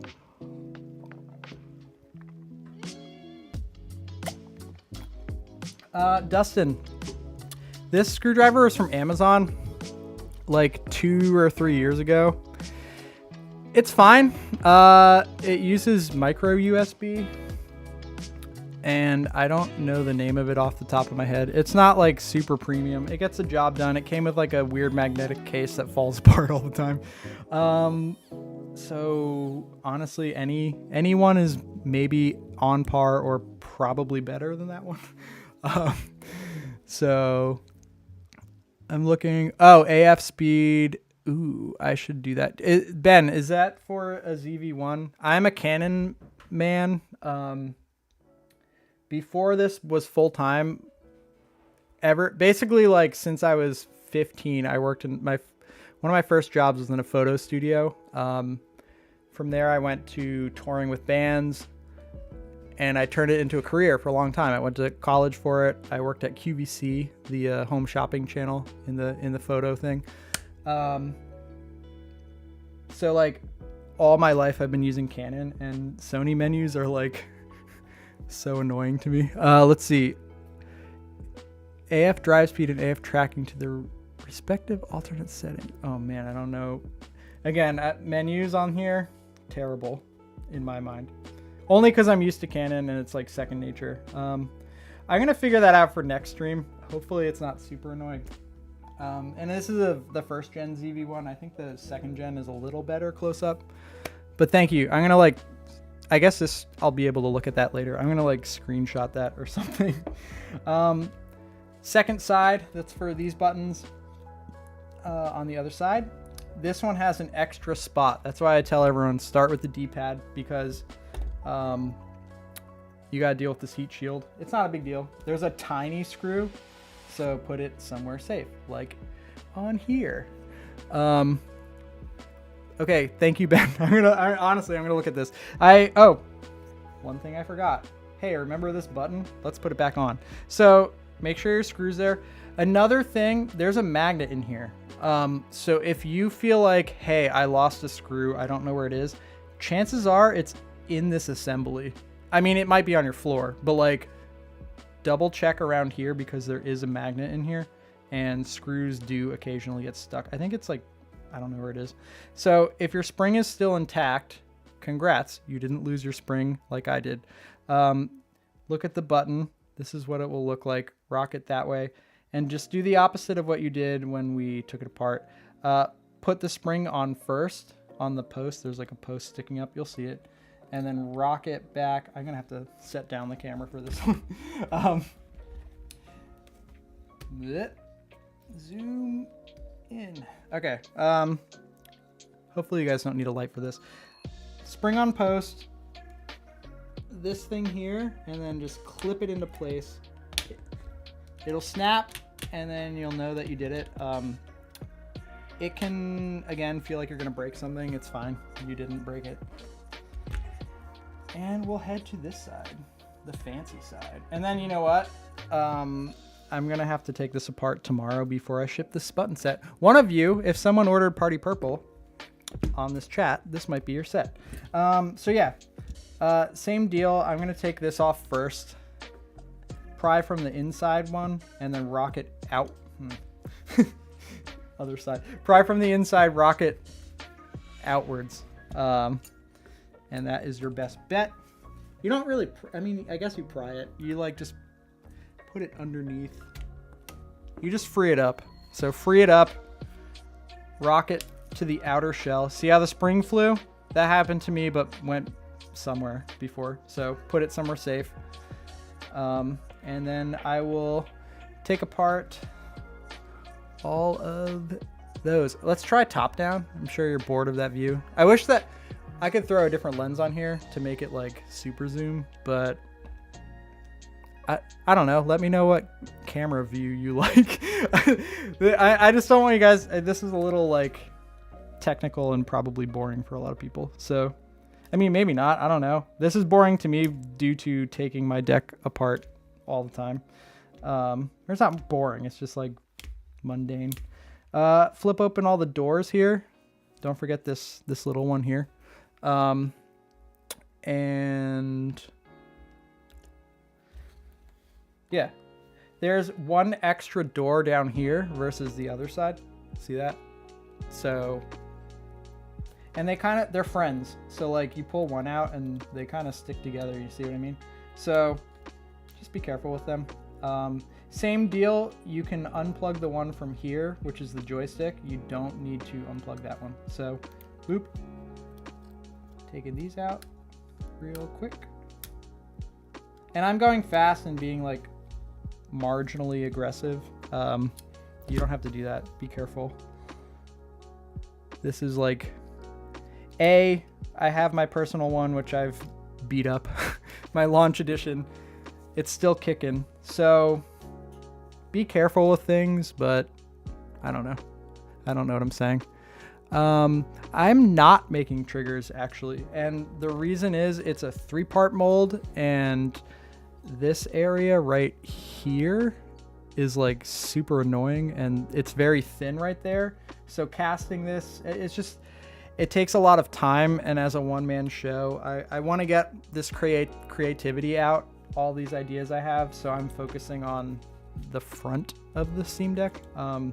And same with like back buttons and stuff. Like I'm sure you guys are aware that like Extreme Rate and JSOX, these big companies, release a new backplate every month, a new dock every month. I can't keep up with that as like a one-man show. So this is a stock backplate. The buttons are sonic welded on.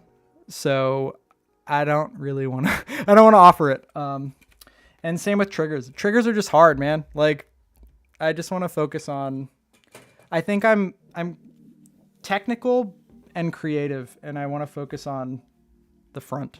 It's kind of the best of both worlds in my mind. So sorry. I mean, maybe in the future, but it's 3-part molds, and it's more, I can do it. I have prototypes, but it's tough. Hold on, I'm reading. Oh my God, you bought that thumbs up control. Oh man, Josh.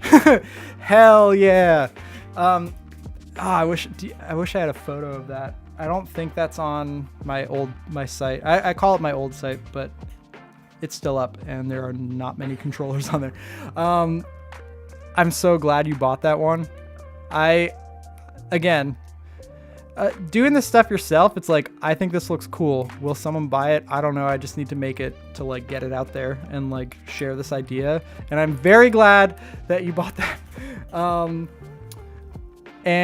Sorry, I'm looking at chat again. Game Boy gray color buttons. How do I word this? There's something in the works for that. There's something in the works in the theme of a Game Boy, and it's cool, and I'm hyped on it. My friends are hyped on it. Hopefully you're hyped on it. Man, Josh, I love when people come from the controller days. You may have missed the early part of the stream where I was talking about the old days. So I'm glad you're here. So anyway, back to this real quick. Unplug all these. Obviously, we unplugged this earlier. Again, power is important. And then it's basically the same as the last one. I'll try to work a little quicker. Screw tray, available on deckbuttons.com. Pretty cool. Oh, and if, again, first stream, if my mic is... it's not second nature to me. I watch streamers and stuff, but it is not second nature to me to have a mic in front of my face. So if the audio's whack, sorry. And so, all right, we took apart this and we took the base off of it. Boom. Now we will go again to the trigger, or to the to the thumbstick. Boom. And this is obviously taking me a long time because I'm like being leisurely with it and telling you guys stories and like dicking around. Set aside about a half hour. Use my guide. Use iFixit's guide. Whatever you want. I think there's videos out as well, but it's not too bad. So you took that out, 3 screws. Again, if you are joining in later and you didn't see the other half, Valve leaves an arrow for your screw positions. So always look for that and you will not get lost. And now we will take out the main board again. Same process. If you go to take this board out, I'm just like talking from, from experience. If you go to take this board out and you're like, why doesn't this board lift up? Every single time it will be because your vision will block, this will block your vision and you'll be like, oh damn, there's a screw right there. So like, there's a screw right here. Remember that, that's all.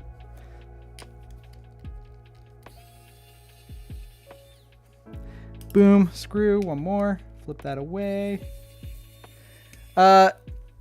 Josh, if you still have that controller, which you said you did, and you have Twitter or something, can you send me a picture of it?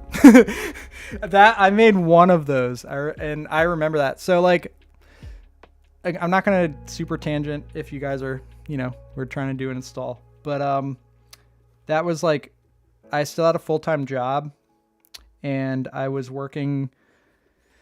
That was like 1 hour drive each way, 10-hour shifts in a photo studio that was hot. Under these lights, move this board. And then I would come home and I would paint controllers in a art studio that I rented in Philadelphia. Painting controllers did not quite pay the bills. There was a lot of months where like my full-time job was running that studio, like paying the bill for that studio. So like, it's cool when people stop by. I like spent so much money, just like the vinyl story I told you guys earlier, where I was like, tell me everything you know about vinyl to that guy that I worked with. To learn the painting controllers thing, there's no info out there. Maybe there is now, but I started with spray paint. I always strove for better, and I found an automotive supply company that is like an hour away from where I lived at the time. And I would go in there like every week and ask them questions and be like, what material should I use for this? How should I do this? Spray technique. Obviously I looked up videos of spray technique and stuff, but I like used automotive paint, and it was quite a process to learn how to do things right. And you might be seeing a theme here.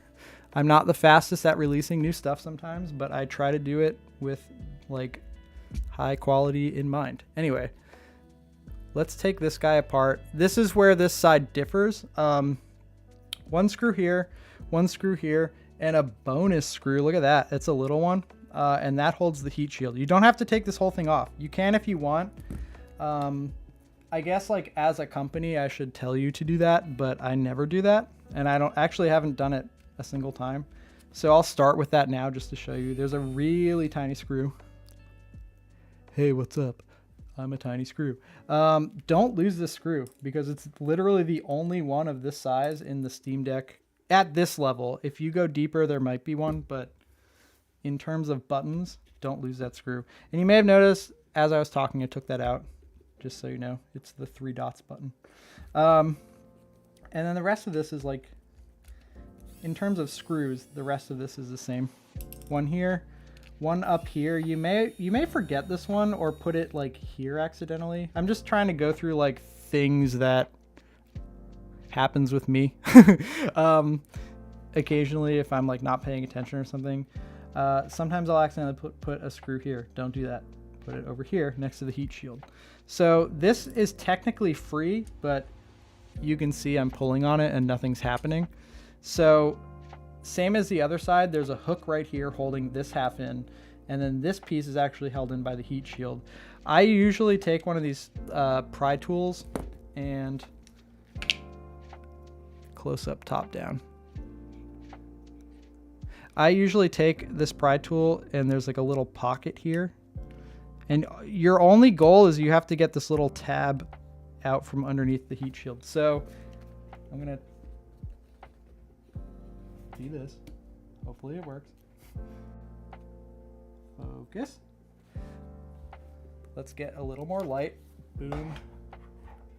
I don't know. That probably looks fine. So I just pry that up here. And then I'm gonna like reach over the camera to try. I'm making this look like a big deal. It's not. Pry that up, get this little piece out. You can set that down then, and then it's just like the last time. Rock this way, lean it that way, free it from the peg, and you're good to go. And again, if this is your first time taking your deck apart, this rubber membrane right here, boom, might be on this bit. So take it off, but it's not a big deal. So yeah, and then you remove this, and whoa, here's buttons. So in preparation for this stream, I put stock buttons in my Steam Deck for the first time in months. Like literally, I don't know like when this Steam Deck showed up, the day I got it, probably the hour I got it, I took it apart. So this is a mix of, this is a new button. Wow, it's a B button. Wow.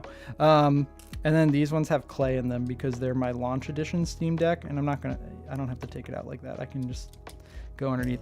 But yeah, these have clay in them because, again, making those early molds, that was part of the process, filling in the voids. I wish if I prepared a little better, I mean, I can go get it, but I have a set of extreme rate buttons that you can see. Like, one of the cool parts about these buttons is they're solid, like it's a solid piece. So if there's light shined through it, man, it'd be so cool if someone threw some LEDs behind them. If there's light, how do I show this? This might not, maybe it'll work. It's solid. Like, you will not see, okay, camera does not love that.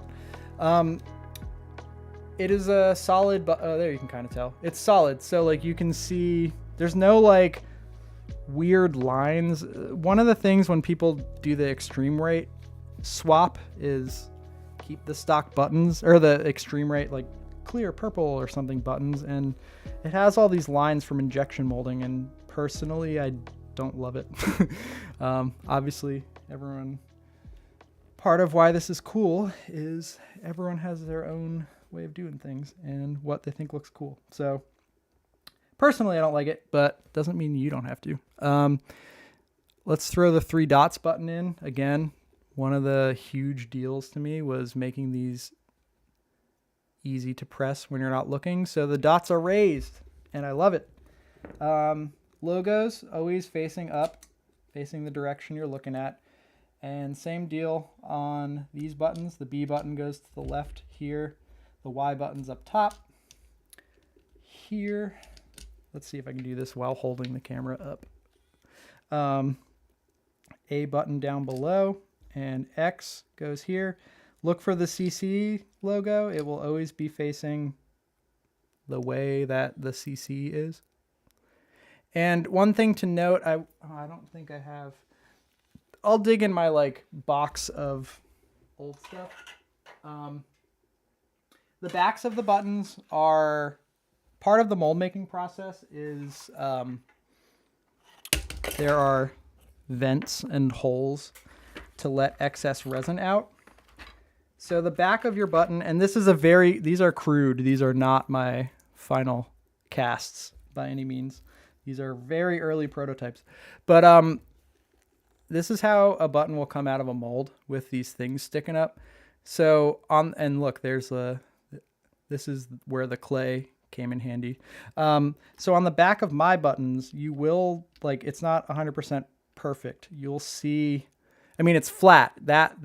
The functionality, it's flat, but you see that like little mark on the bottom there and up on the top.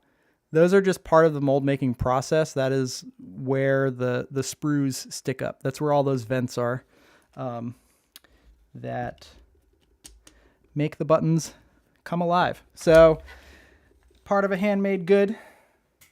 I'm not a machine. You'll see sanding marks sometimes. You'll see those little marks there. Try to minimize them, but anything under the shell, like, it doesn't matter because it matters because you don't want to release junk, but little bits like that you'll never see once it's installed. So yeah, take that, and then this is where this one you won't have to modify at all. And again, after you have the launch set, like all sets after launch will not have that issue from before.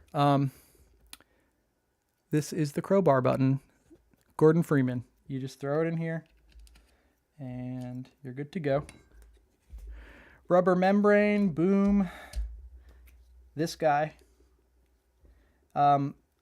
Again, this is where it gets like weird. And just like before. Oh, I realized we've been streaming so long and the music went away. Hold on. Check this out. It's back. Yeah, you kind of like lift this piece up, heat shield, feed this little bit under, and then this, it's a little trickier than the other side. Actually, hold on. Sorry, I haven't slept. I had a late night setting up this stream last night, and then woke up and did more website tweaks, and then we went live. Rock, put this little hole here on the post. Rock this direction, and then feed this underneath the heat shield, and then you're set. What I like to do is the little tiny screw first, just to get it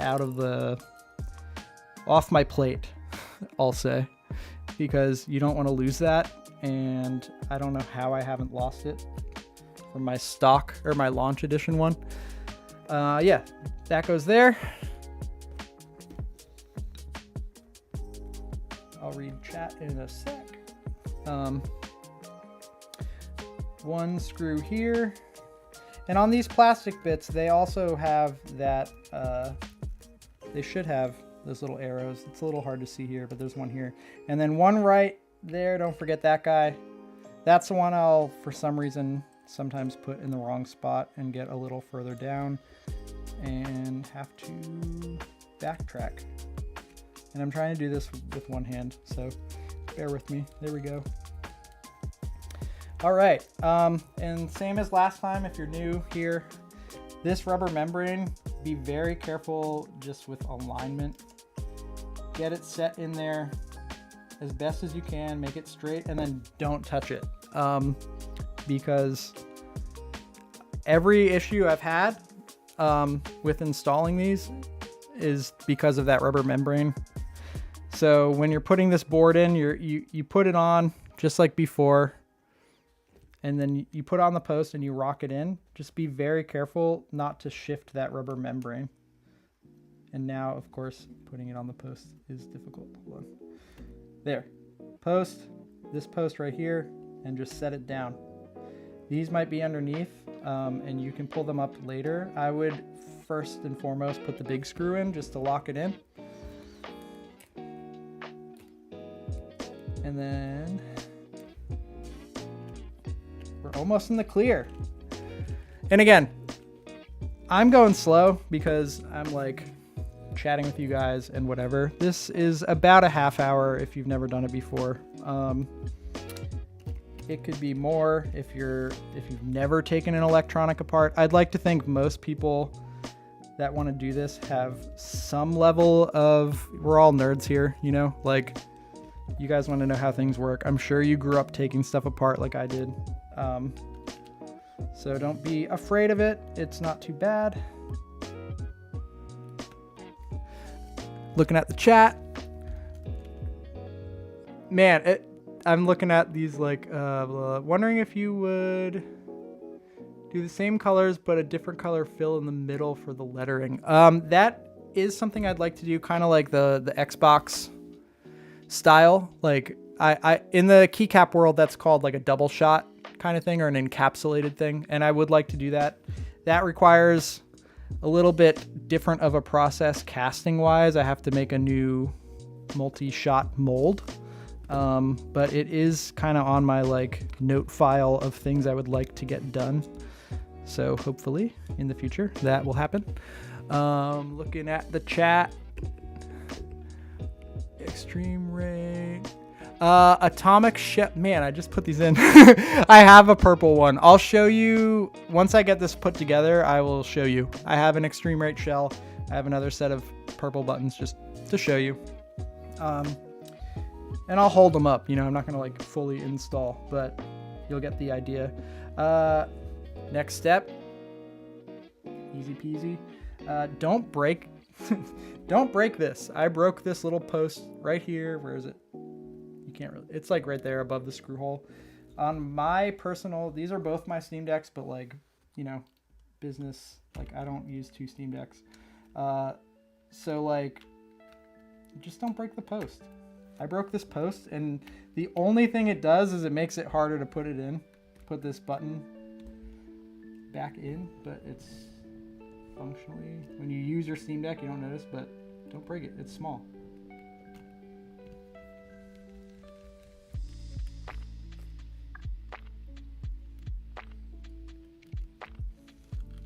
And thank you guys for like sticking around, keeping me company. This launch day, like, I'm sure you, some of you maybe like may have been around for the very beginning of this process where I teased one photo a lot too soon. It was before I knew that I wanted to like turn it into what it is. And again, I'm just putting these all back in. Same thing, be careful. But I forget what I was saying. Sorry. It has been a long, I don't know, months. Good long, but little sleepy at the moment. All right, we got all of these back in. Almost. The two that are friends, they stick together. Sometimes they're a little hard to get back in, but this is like ribbon cables 101. Just be very careful. I'm, you know, kind of rocking them. And look, actually, here's a perfect example of what not to do. You see that line, how it's crooked? That's because I'm kind of like talking to you guys, not paying attention. So I'll flip that back up and make sure it's seated properly in here. And we're good to go. One more thing. Trigger assembly area. Or base plate, whatever you want to call it. 3 screws. And we are almost at the finish line. If you have any questions or, I don't know, questions on the process of making these, let me know. It was a long journey to get here. I'm putting this screw, the spring. Remember, don't lose it. Put it in the button first. And if you miss the other side and you're missing a screw, like if you didn't see me install the other side, your screw might be like magnetized to this. Same deal. Boom. Spring first. Inner side. Oop, see? The spring is like this. I think for beginners, this is like the most annoying part. Everything else is like relatively textbook, but anything with a spring is kind of annoying. So yeah, put it in inner side of the hinge and then rock it towards the outside. And you see I missed right there.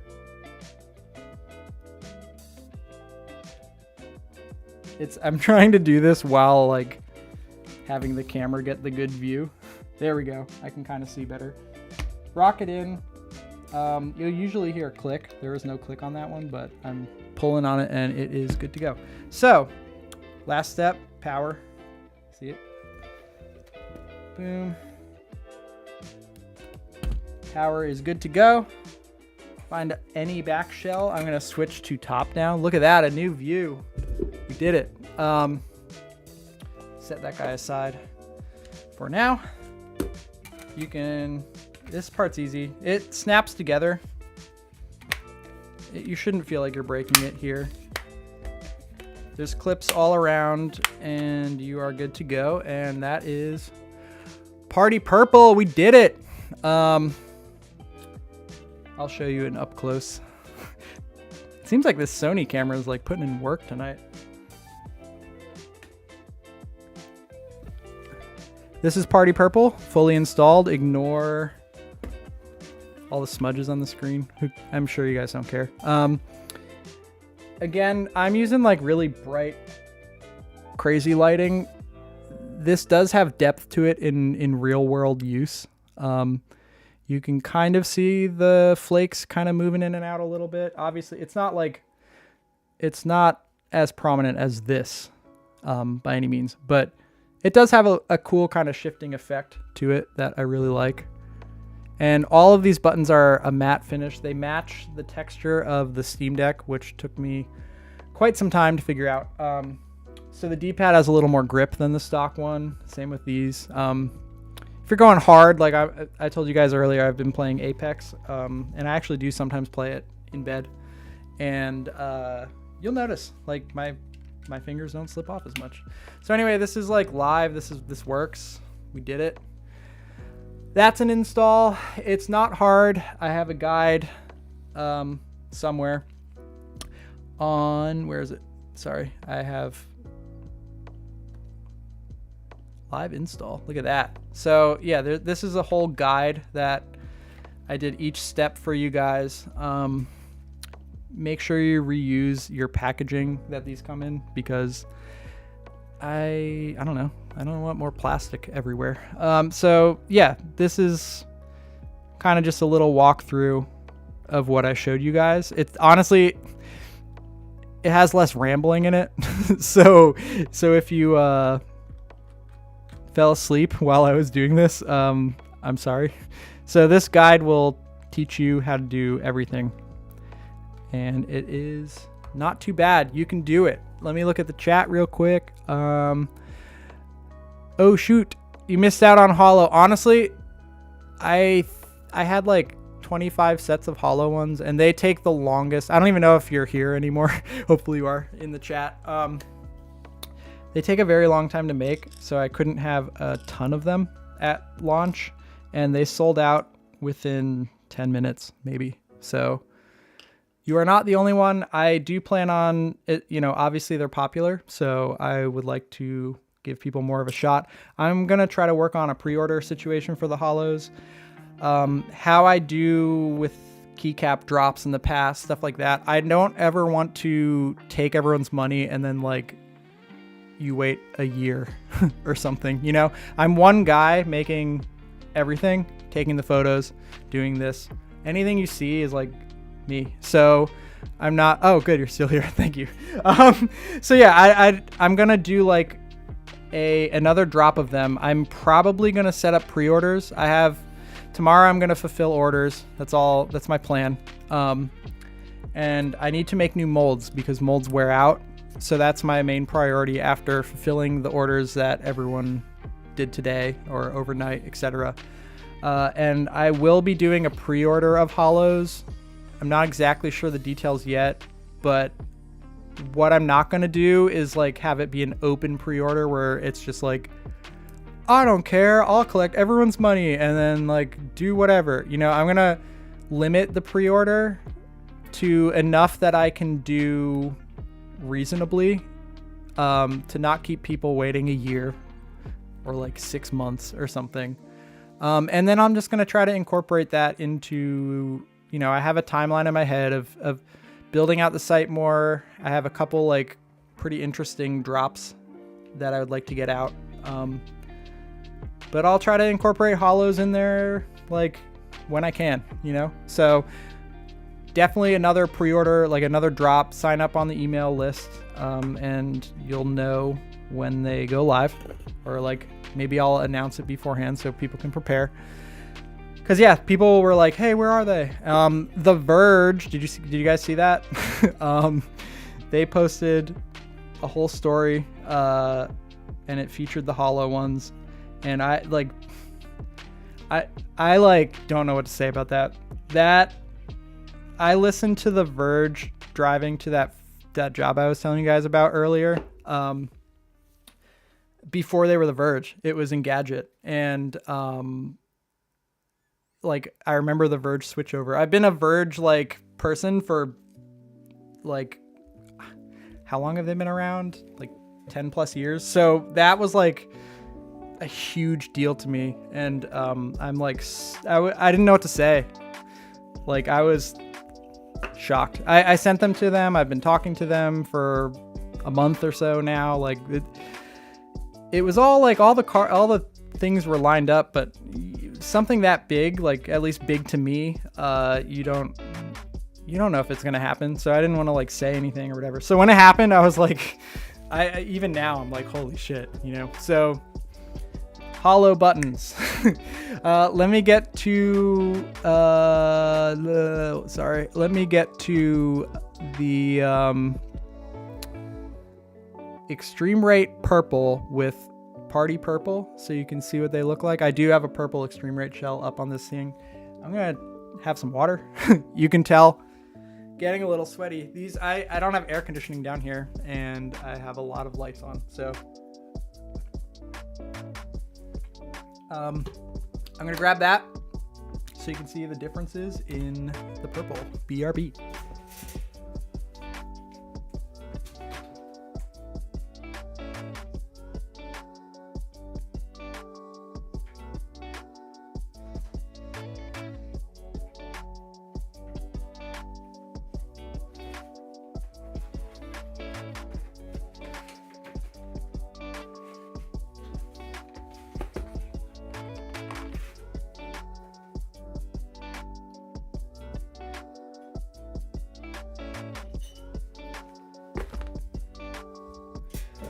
I'm back.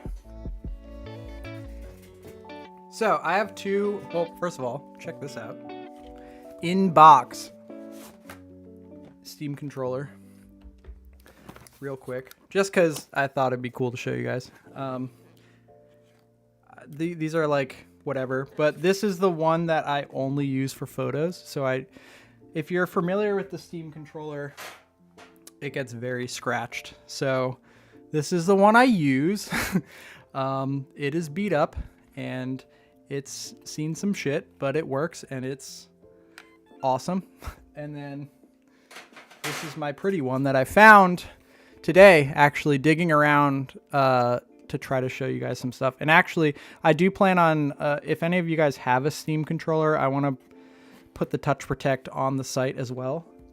But I didn't have time because I want to like take good photos so they all match, all that, you know, all the stuff you do when you run a store. So they will be on there at some point.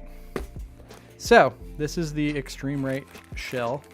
It's a lighter kind of purple. It is a thinner plastic, which is why I do not rock one. Also, I mean, these guys, it's okay. Business stuff. How do I word this? They took my trademark and used it for some stuff on Amazon. So them and JSOX, you won't see me like openly supporting these brands. I have to buy this to test my products in them because I know a lot of you guys are doing, you know, a lot of you are going to probably put my buttons in with a shell swap because you're not like me. You don't take this apart every other day, you know? So I have to buy this stuff. They are pretty cheap. This is what it looks like, you know, stock. I brought two sets to show you guys. This is Party Purple. And I'll switch cameras, and whatever. And I'll like, I'm not gonna install it, but I'll like try to hold it up for you.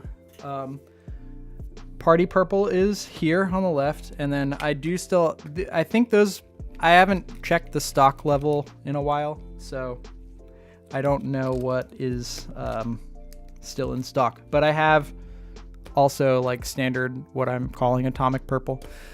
Buttons for the Steam controller. Hold up, check this out. Here's my website. Fun fact, back in the day, oops, if you go to the blog section, I used to make buttons for the Steam controller, and after doing this project, it's kind of reinvigorated, like, oh man, these were cool. So this is kind of the direction I would like to take this Steam Deck project in the future. Again, I'm in uncharted territory here. There was one guy doing, I like was the very first to resin cast these, but like there was a guy on Etsy doing it off of the stock buttons, but I'm the first, you know, I'm like kind of paving the way here in a bit, and I don't want that to sound like cocky or weird. It's just, this is the direction I would like to take this if the market will bear it. Obviously, like I'm a creative guy and I want to do interesting things. Glossy is very difficult. So it involves polishing, it involves like extra care, the molds are more fragile, all that kind of stuff. So these were Steam buttons for the original Steam controller that I made, and here's a little blog behind the scenes of how they were made, and then the final result. So this is kind of the direction that I hope to take the buttons for the Steam Deck. And honestly, read this because it's like me from a bunch of years ago. I forget what year it was. And the thing that was interesting when I dug this old blog up and put it on the new site, I had a conclusion here. This is going to sound like, oh man, he's getting deep. It was I was like shocked at I felt the same way. So when I made these, it was like, yeah, artisan keycaps were a thing. No one had Steam controllers in my mind, you know, like it wasn't as popular. And I wanted this for myself. I wanted people to see them. I wanted like other people to think they're cool because I think they're cool. So this conclusion in this old blog was like, I don't know. I spent so much time on this and like, I don't know if there's a market for it. It's a big unknown. And I didn't know as much about resin casting. I barely knew 3D printing back then for like mold making purposes, etc. So like I know a shitload more than I did a bunch of years ago about how the process to make stuff like this. And I put this little editor's note, like I had the same feeling that I found this on Friday and threw it on the site when I was working on it. And I was like, I can't believe it's all these years later. I have like way more experience and I still feel like I'm stepping into this big unknown. So hopefully, I mean, it seems like people like them and I'm happy. But yeah, that was like a little mushy part. Anyway, let's get back to Steam controller. If you, get back to the Extreme Raid. If you poke around the site, the blog section does have some little behind the scenes stuff like that here and there, and I'll be adding to it. This is stock Atomic Purple that I make. Let me try, this is a camera battery, but in your Steam Deck, it will have a black background. So it's different than Extreme Right, but again, I made these before, I came up with like the mixes for colors and stuff before these existed. So it actually kind of looks cool that way, I think. A little different. I find when people put the stock buttons and the stock thing, it looks just kind of weird to me. So I kind of like the contrast. I don't know about you guys. So that's that one. And let me get Party Purple, which is relatively the same, but you know what? I don't know. I think I threw them out. When I was developing, like what shade of purple will I do? Because even Nintendo, like their atomic purple is different across different devices. And I had a very low pigment version that I think I finally threw out. I was looking at them for like months, just sitting in a cup. There you go. That's Party Purple in the extreme rate purple shell. And again, maybe not the best. I wish I don't know where. Let me look real quick.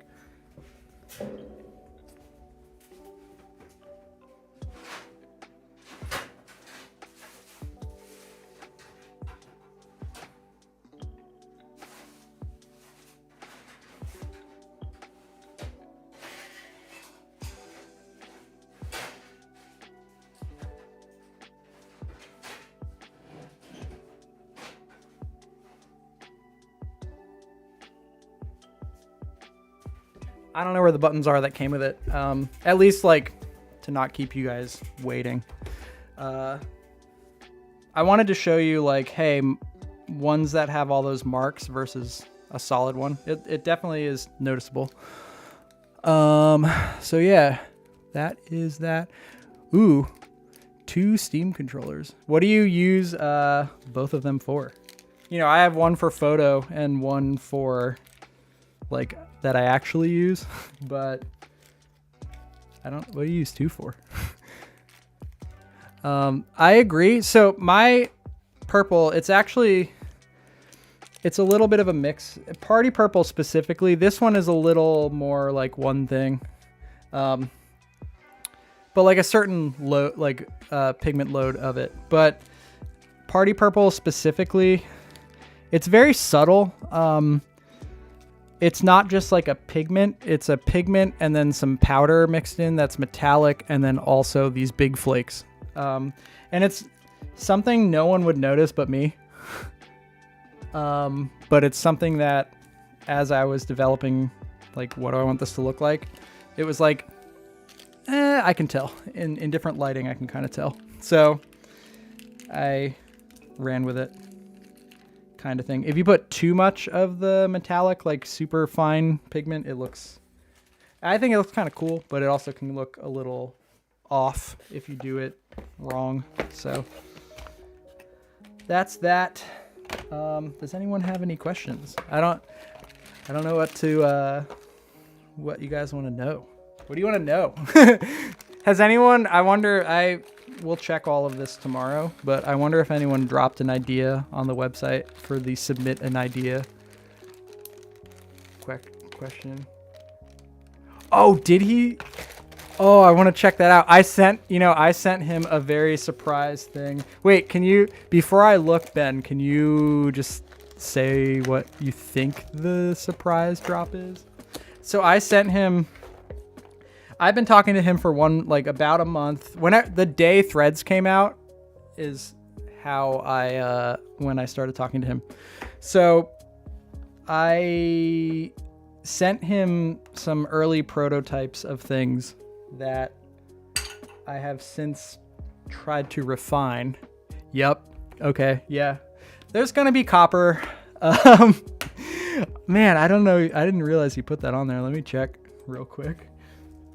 The Verge. I can't believe I get to go to theverge.com and something I made is on there. I'm sorry. That's like so cool to me. It's on the site, or is it on? I'm trying to find it. This is my laptop that I use. I set it up for this, so I need to find it again. Steam Deck. I could also go on my own Twitter, but he might have popped into the stream. I sent him a link to it. I'm just gonna go on my Twitter. I read the article very fast and was like, oh my gosh, and then had to finish. Setting this stream up was tough. I got the camera stuff all good to go last night at 3 a.m. by the time it was done. But but then hold on, I'm trying to find this article. I found it. But the audio part of it was like so difficult to me. Hold on. Yep. Okay. So, okay. I just read that. Yeah. And it's cool that like, I didn't care. I was like, do whatever you want, man. Like it's a surprise, but, you know, who cares? It's not like I sent him photos of everything I sent him in high resolution. Like, hey, if you need anything, like, let me know. And the copper is, I can go get one. It's out in the casting area. It's tough. It's cool. It feels heavier than the stock D-pad. Obviously, like not too noticeable when you play, but like when you're holding it in your hand, I can tell. And how that works, it's real copper, real like metal powder, super fine, mixed in with resin, and then also the front of it is like it. You put it all in the mold, and then you mix it every. I don't know how to explain it quite at this time, but it's super cool. You can sand it lightly, and you can polish it, and it's like wild. I do not make Toprey keycaps because I've never had a keyboard. I have a friend, super close friend, James. I don't know if you're still here. I have a friend that is like, he's got a couple of them, and he was like, hey, make these, and I never have. So sorry. Don't worry about Steve. The holographic will come back. If you're signed up for the email list, I'm going to do a pre-order, and I explained this a little earlier, but basically like I don't do pre-orders where you wait half a year, kind of like the Artisan keycap thing. I limit it so that it's something I can feasibly get done, so I don't mismanage people's expectations. So that is how that will work. Sign up and you'll be notified. I'm gonna probably do the pre-order relatively soon. Tomorrow I'm fulfilling orders. That's probably the whole day, to be honest. And then in a day or two, I'm gonna try. I have to make new molds first and foremost, and then I'll start stocking back up on things. And Holo is on the top of the priority list because everyone loved them. I haven't noticed any grippy texture stuff happen. The very first Holo set I made, I switch out my stuff pretty often because I'm testing things all the time. The very first Holo set I made, I had in for a full month. But beyond that, I have PS4 controllers from the heyday of PS4. Also a matte finish that have not worn out. I use resin that it's not like super cheap Amazon stuff. I live pretty close to the people that manufacture this stuff, and I've taken classes with them. They know who I am. So I try to use the best of the best, which is price wise, why everyone's like, my stuff I make is not for everyone price wise. And this is why, because I don't cheap out on the materials and stuff. So it should be good to go. Texture should last. And yeah, I have PS4 controllers that are still kicking and they're fine. So, do you want to see a stream exclusive? Should I go get a Holo D-pad? It's not polished. I think I have one sanded right now and then a couple that are like raw, but they do actually patina. Like they can get green. The one I sent him, I'm not on this computer, but I have photos of, I sent it to him with patina on it, and I was like, this is cool, check this out. I'm gonna rush over and quickly get them because secret's out, so you might as well see them. Hold up.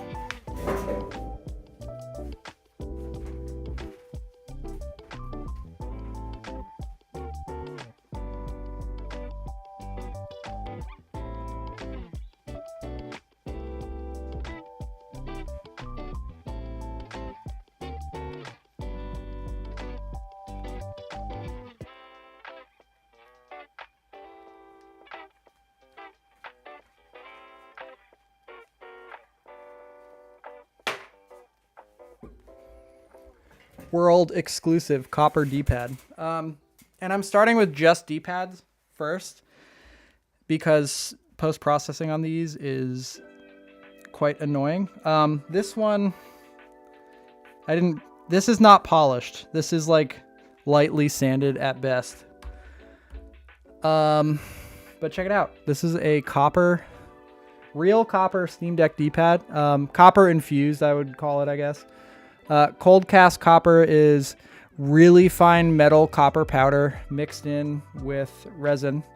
So it's strong and it can be sanded. You have to be careful. I use steel wool really fine, and you can polish it with like mother's polish. This is not polished, and this is very quickly sort of sanded. They are heavier than a normal D-pad. Like, they got a little bit of weight to them. Here is how it comes out of the mold. It is a fine, how do I describe it? It's like sandy, kind of. Here's what the back looks like for people like wondering about the casting process. Those are the vent molds, the sprues, if you call it. And this excess stuff is flashing. So everyone by hand, I have to cut off with a razor blade around there. So you may see like a little bit of imperfections here and there. And then when you break these off, I usually don't break them like that. I'll use a tool. But for the sake of this stream, there will be those little marks in the back. All that's normal. I put them in spots that don't affect performance. Again, a lot of thought behind these. This particular, so the copper's not ready for prime time. You can see the edges. And this is under the shell. This doesn't really matter, but I'm going to try my best to eliminate some of that happening. I think I know why it's happening, so should be not too big of a deal. But yeah, this is like real copper. It's pretty cool. I wish I had one polished up. I sent him my best one. And I haven't spent a ton of time on these quite yet. Because I've been busy making a website, taking photos, doing all that. So yeah, secret's out. Copper D-pads coming, and maybe button sets eventually. But to be honest, I don't know. Maybe, what do you guys think? Do I send them raw and you have to sand and polish yourself? Like, I feel like that could be cool, but that could also be not cool. I also I considered like, hey, these ones are patinaed already kind of thing.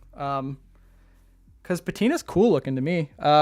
Growing up, I had a mailbox that was copper, and I remember my parents bought it, and it was super shiny, and I was like, oh, copper's cool. You know, I was like a little kid.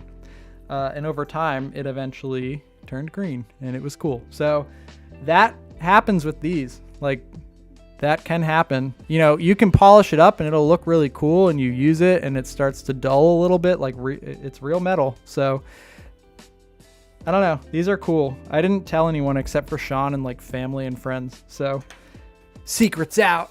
Copper. I don't know how many people are on here. Does anyone have questions? I don't know how many people were on here total. But I'm trying to think. I think I went through the website pretty well. I'm looking on my Stream Deck. I think I kind of went through this pretty well. Keycaps. This is a old one that I really liked, and I don't know if anyone else, like, I sold them for sure. I had a couple of drops on Reddit, but I did not, like, I still have extras. I have 5 extras. There's not a ton on here. But I always like them. It's the view of a window, an airplane window, and I went crazy hard 3D printing an interior of an airplane for the photos. I had this idea in my head. I was like, this is how I want to present these. I want to make an airplane. I need to design the seats. I need to design that. And then the keycap's going to be the window. So I really like these. And I threw them on the website because I had some extra.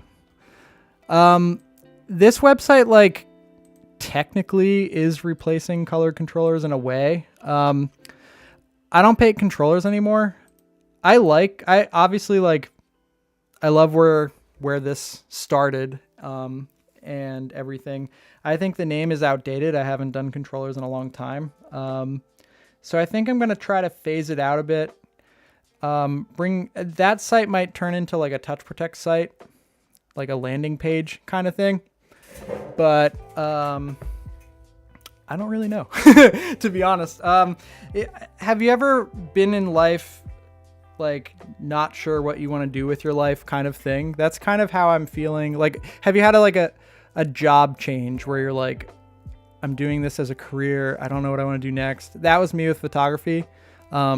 Before diving into this, like, all right, I want to try this full time, the e-commerce thing, whatever.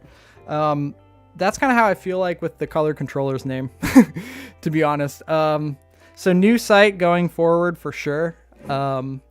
Obviously, no one knows how long the Steam Deck will be around. Obviously, the Steam controller is still kicking, and there's still people that use it like me. But for now, I'm going to put my effort towards this. The Color Controller site will be still up.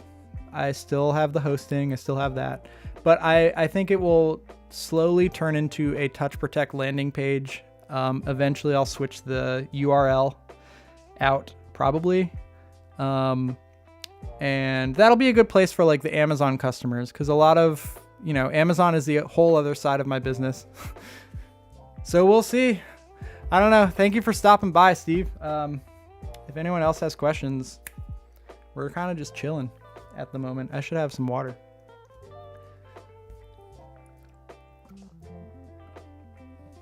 Thank you, K Ray. I may or may not know you. Who knows? Yeah, I don't know. Here's the site. I think we went through most things. I would like to maybe do an actual video of the install. I actually filmed that twice, and I have not edited it yet. So I will do that at some point. One thing I want to mention about this YouTube channel, if you sub, that'd be cool. But I do plan on like doing behind the scenes stuff and making videos and stuff like that. In the past with the controllers, I was doing one video a week, and like obviously I never turned into a YouTuber, but people liked it. I mean, judging by the people hanging out tonight, like people seem to think this stuff's cool. So with every drop I do, like fancy drop, I would like to try to like also have a video. So if you sub, I don't know, that'd be cool. And I would like to spend some time on that. It's hard to make the products, but also like set up 3 camera angles, and like it slows down the production side of things. So ideally for every like fancy drop, I would love to have a video out, and we'll see if that works. Ooh, thank you, Dustin. Hell yeah. I don't have other computer. I actually made like a black jet version of that keycap that was like limited during that drop, and it was pretty cool. So I have one of the white ones on my keyboard now. I'm like looking at my computer over there. my keyboard. So we'll match. We'll be twins. Appreciate you grabbing that. Holographic effect is possible, but it gets muted. So I experimented with, so that's like a hollow film inside of a mostly clear housing, I would call it. I've tried it with like a tinted blue. I've tried it with purple because I was like, people love, Atomic Purple. We all grew up with Game Boy Atomic Purple stuff. So I've done it with other colors. It does mute the thing, or it brings out like purple, for example, brought a lot more of the red, orange kind of hues out. And then the other hues were kind of muted. So I'm not opposed to trying other ones. When I first made the site go live, this site has like a live chat. And I was chatting with a couple of people. I threw up like a green D-pad, which I just had. And that people ended up being like, hey, I like green. So maybe it'd be cool with green. I'm down for suggestions. Throw them in that submit an idea section. So just to have it, like I juggle a lot of stuff throughout the day, so I may forget. But if you have that, have an idea, throw it there. If you guys want to see a couple of the other ones I sent to people, Steam Deck HQ, these got lost in the mail, which I'm kind of bummed about. I spent a lot of time on these individual sets these are like, I consider these people like friends in the Steam Deck scene, if you will. So a lot of time was spent like, how can I get their colors right? What do I think they like? You know, a lot of these people, they're internet friends. I haven't met them in person. So I sent a lot of these out hoping it was something they would like. And this particular set got lost in the mail after a lot of working hard on it. So I ended up sending him, actually this morning, I sent him in the midst of the chaos of launching a site. I went to get coffee and I had a separate set of an alternate color that I sent him out. So hopefully he'll get them. This is the Fox. If you're familiar with early on Steam Deck videos, he was one of the first people doing videos. He helped get the word out about Touch Protect. That's another thing. If you're here, and I don't know if this has been posted, the buttons have been posted on Reddit, Facebook groups. I know there's a Discord. I haven't posted on any of those things. So if anyone can like help with that kind of stuff, when I get in the midst of like making stuff, fulfilling orders, customer service, all of these things, the thing that goes on the back burner is self-promotion, social media sometimes, like all of that. So anything you guys can do to help spread the word on what I'm doing is super appreciated. And yeah, I don't know. Let me look at the chat real quick. Yeah, cool. Hollow stuff. But yeah, I don't know. I'll just show you what I sent to my friends, basically my internet friends. So the Fox, he makes, in my head, he likes the Flash, because his hold on, ad. See this right here? Like, oh wait, there you go. Like, he's always wearing a Flash shirt and his little favicon avatar thing. I don't know. So I was trying to get a nice set for him, and I tried a whole bunch of different things, and I settled on a build your own. I gave him 2 different colors. The gold is metallic. This D-pad might still be around. Yep, you can match him. There's literally one of these, a little like second, you know, I made a bunch of things before I sent these out to people, and there was one left in his colorway. So D-pads were a little last minute thing. So I made him a build your own section, which is kind of cool. And then I gave him a party purple set as well, and a hollow, just his button with the hollow logo. Retro Game Corps, this was a big deal to me as well, because I was introduced to him through another friend of mine here, and I've been watching this guy's videos for a long time, so I was like super stoked that he replied to me and like liked what I was making. So I made him this set with his colors as well. You know, his logo is this. Matching it was tough. Took a lot of tries, but I think I got it pretty well. Same deal. I didn't photograph it, but I gave him multiple, like one of each color set, so he can kind of mix and match, do his own thing. There was one D-pad left of this that it like, I didn't want to sell it to the public. It wasn't great. So that one, and again, I gave him a hollow because, yeah. So that, I was like, man, I was so stoked that I've gotten connected with Russ. He's a super nice dude, like very stoked. Overkill, other people. There's a two-man team, I believe, and they're killing it in the Steam Deck scene. They have a blog, and again, I tell everyone, like, look at this. This is so cool. I tell everyone, like, anything you can do to help spread the word is, I'm stoked. So, you know, a lot of making these sets for these people is like, I consume your content all the time. Like, I am into Steam Deck just as much as most of us here. So I want to make things for the people and you know, and I've gotten to know these people, which is cool.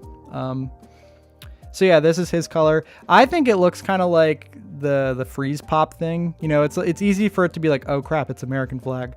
But their logo, not this one, but the one that they use other places, is blue, red, and white. So went with that. I kind of like the camo look. I think I'll do more like that. 3-step process, very difficult. Well, not super difficult, just time consuming. Fan the deck. If you're familiar with Steam Deck stuff, you know fan the deck, I'm sure. These were tough. So when you're doing this, the multicolor thing, if you pour it right after, so first of all, I have to mix part A and part B for every color, and you have to do it. So basically like 6 cups, you know, part A in 1 cup, part B, the pigment, all of that. That's 1 color. Do that 3 times, mix them at the same time, and then make sure you wait a little bit because resin is a chemical process. Part A, part B, they mix, and then it takes time like for the reaction to happen, and you have to time it properly to where if you wait too long and it will have air bubbles, it won't work. So this one was tough because you have to do it, if you do it too early, the colors will blend together.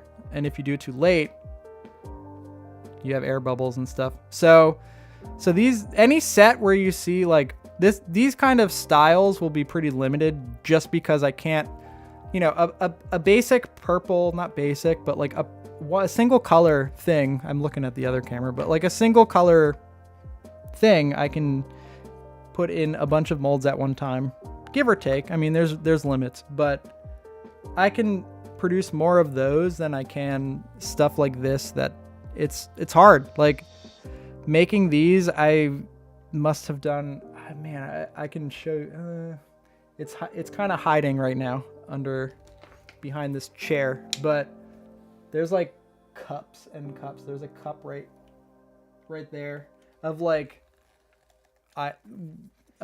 things I've messed up while making these. So yeah, these ones, anything this style, I would love to do more of, and I will, and they will be released on the site like this. They're just hard, so they'll be pretty limited. And again, this is like where the price tiers come in to play a little bit.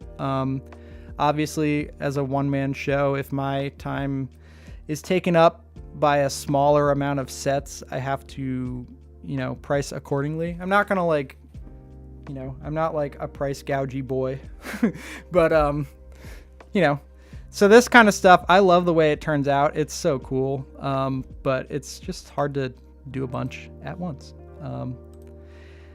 And obviously, I saw, where are you at? Yeah, Steve, Tito's my boy. Yeah, he was like I think he was the first one to get these, actually. Like the first one to get, and out of all the ones I sent, he got them first. And he's all the way like in Germany. His set is so cool to me. I kind of took his logo colors and went neon with it just because it was like, you know, it's summer. I was super into, I love summer, so I don't want it to go away. So yeah, I wanted his set to pop. And all of these, so these, same with the fan the deck, these are 2 different colors this time, mixed at the same time, blended. If you do it too wrong, you know, they basically turn into 1 color if you do it too soon. And then it's backfilled. Backfilling is basically, if I were to fill the mold, here's a D-pad. If I were to fill the mold, I wouldn't go to the end, the back here. But that back is white, and what that does is it causes the color to pop. And these are all like, this is all like stuff you learn over the years of doing this kind of thing. So trial and error. But yeah, these ones are super cool. There was 3 D-pads live. I don't know if they've sold out. They might have sold out. Yep, they're sold out. I had 3 left over from his. These are the exact 3. So each person that ordered is going to have one of those 3. And I'll stock up more on these kind of things. Ooh, someone got this guy. Hell yeah. I love this one. Yeah, all the ones like that, they just take longer. So I think I can probably do D-pads obviously quicker than full sets. So you may see more experiments with D-pads, and then some will turn into sets, like limited drops. I think I'll do it in a like drop format. Custom special colors. Drop your idea. Go up here. FAQ contact. Submit an idea, and I'll be checking this. It's tough to like do one-offs for each person because I'm just one guy. But yeah, drop your ideas here because I will be checking this pretty regularly, I think. And you know, when I need inspiration, it's, you know, I have a lot of ideas written in my note file of my phone, but at some point, some of those ideas might not pan out, or they'll, you know, it won't work, etc. So always looking for ideas. Drop them. I do have an Instagram. You can follow Colored Controllers, which is like the one I've had for years. If you're super like cool, you'll follow Colored Controllers, which is my like established one. I haven't used it as often these days, but you can also follow Steam Deck Buttons, which is my new one that I'll hopefully build up with this. Because, you know, once people start getting these, I want to show them off. I want people to like, I want to see where they end up. I would love to see people's custom stuff. So yeah, I think you should follow both. And then, yeah, I think that's the end of the blog. Oh no, we went through these in the very beginning of the stream. Spawnwave, he never posted them. This is like a holographic pink and a holographic blue. That's called Super Flake from the Paint days. So it's a little bit bigger. It's not like a powder. But it's pretty cool. All the color combos available right now. This is all of them. And it doesn't look like a lot, but it's like 20 of one set, 15 of another. So it's thank you for following. I appreciate that. Drop a sub on YouTube. We're here. But this is all that I was able to do for launch, and it doesn't look like a lot, but this is over 100 individual sets sanded by hand. All that good stuff. Here's how it's made. So every set has to go through something like this. All the backs are sanded. All those sprues that I showed you from the D-pad. All like, check this out. All this flashing. This is called flashing. So where the two halves of the molds meet is leftover resin. So all that, you know, it just takes time. So for launch, I got it to a point where I was hoping that, you know, it's enough of a variety without also not having anything, you know, like someone buys one thing, you know what I mean? Actually, yeah, Ben, I wonder, did whoever bought that party? Yep, I gotta. So tomorrow morning, I'm not going to tear the deck apart now. And honestly, so here's where I'm at. I have a lot of like random miscellaneous buttons. I wish I could take this camera to the other room, which is the messy room, which has liquid 3D printers. It has the casting area, which is currently a mess. It has an airbrush booth. It has a laser station that is not set up. It has a vent booth. And it sounds really cool. A lot of it's DIY. But there's like cups and cups of miscellaneous like buttons in various states. Ooh, I actually, now that I'm thinking about it, I have some, I'm going to show you guys. I didn't make them available for this launch because I'm not like super sold on them. Let me get your opinion real quick. Hold up.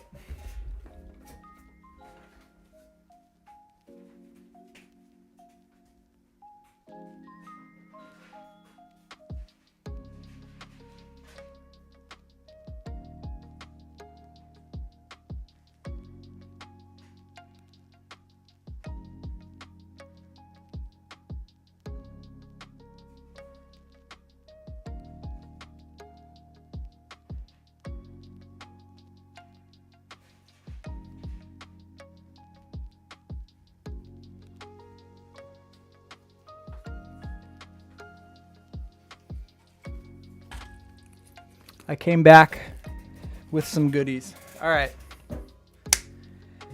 I have enough of these to make, I I forget how many sets, roughly 10 maybe. They're like a lighter, like a baby blue. And this is fresh out of the mold, so that's what they look like. It's like and this lighting, of course, is far too bright. I wish I could remotely control that. They're like a lighter baby blue with some hollow flake. It's like a bigger flake. That kind of shows it a little better. I have enough to make a set of these, or like a drop, I would call it, of these, like a small one, around 10 sets. If you think I should throw these on the site, let me know. You don't have to commit to buying them by any means, but if you think they're cool enough for the public, let me know, because that's something I can like spend some time sanding and finishing, just to get up, so that there's more coming while I make the new molds and do all that. Xbox, oh man, that'd be cool. I don't know. I mean, at some point, if I can get some friends on board, if this idea, you know, this is my job. Same with the Touch Protect, same with the Amazon stuff. If this turns into, you know, something I can scale a little bit, then that would be something that ideally I could do. For now, that would be very, very difficult. But in the meantime, maybe. Flake color as an extra charge. Ooh, that'd be kind of cool. I do have like a lot of flakes from the paint days, and it translates over. Yeah, I don't know. These were like, that's kind of what it looks like. It's like a blue. It's not bad, but I was like, I bet I could refine this more. But if you guys think someone will buy it, maybe I'll, you know, spend some time sanding and finishing them. I also brought, these are what they look like when they come out of the molds. So I have to break them apart. I have to sand them, remove all the sprues, etc. Ooh, okay, someone likes them.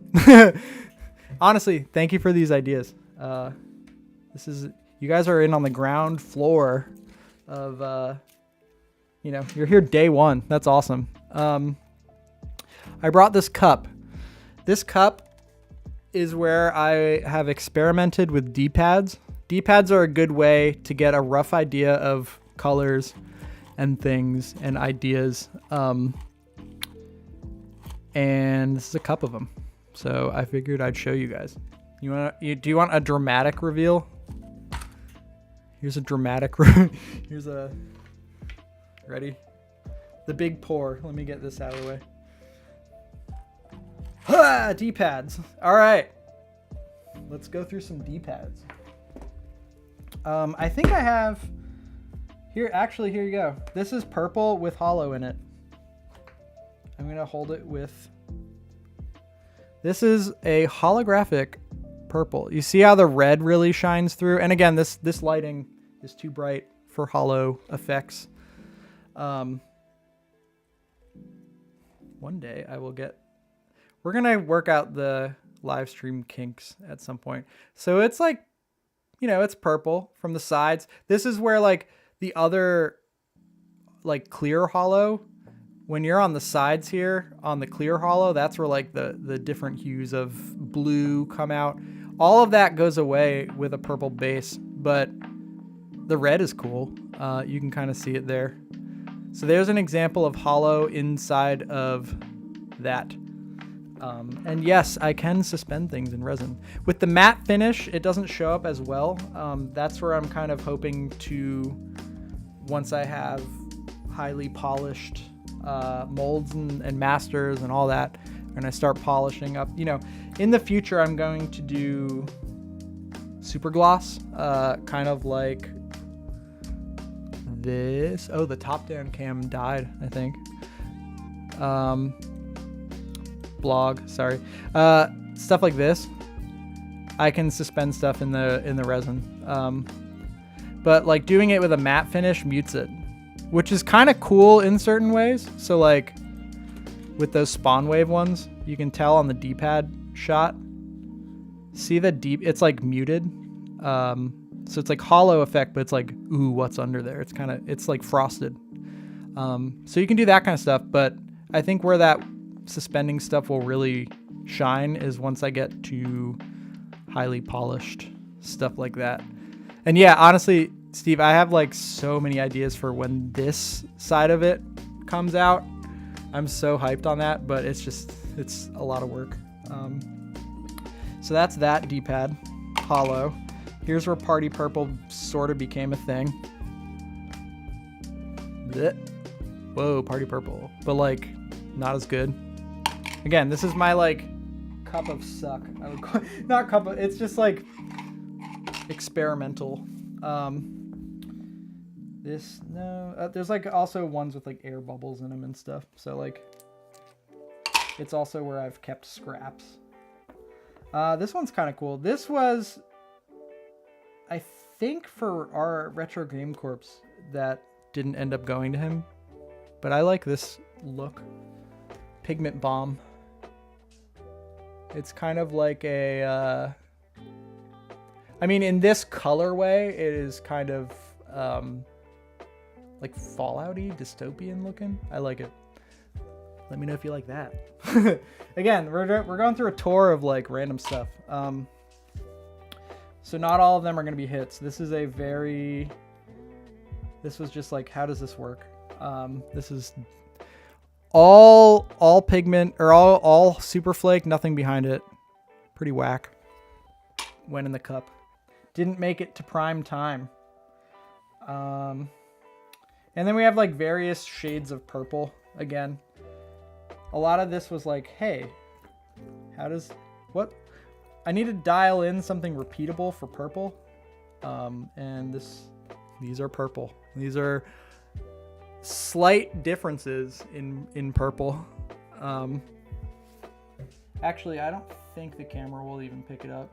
A heavier pigment load of purple. It's metallic. No,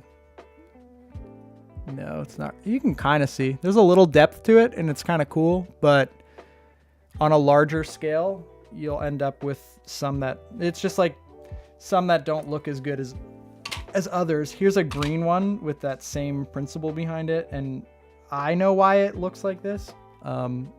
See how that's like kind of whack looking? That's because you pour too quick, and then you're dealing with really tiny pigment, so it likes to go where it wants to go. So that one was a scrap.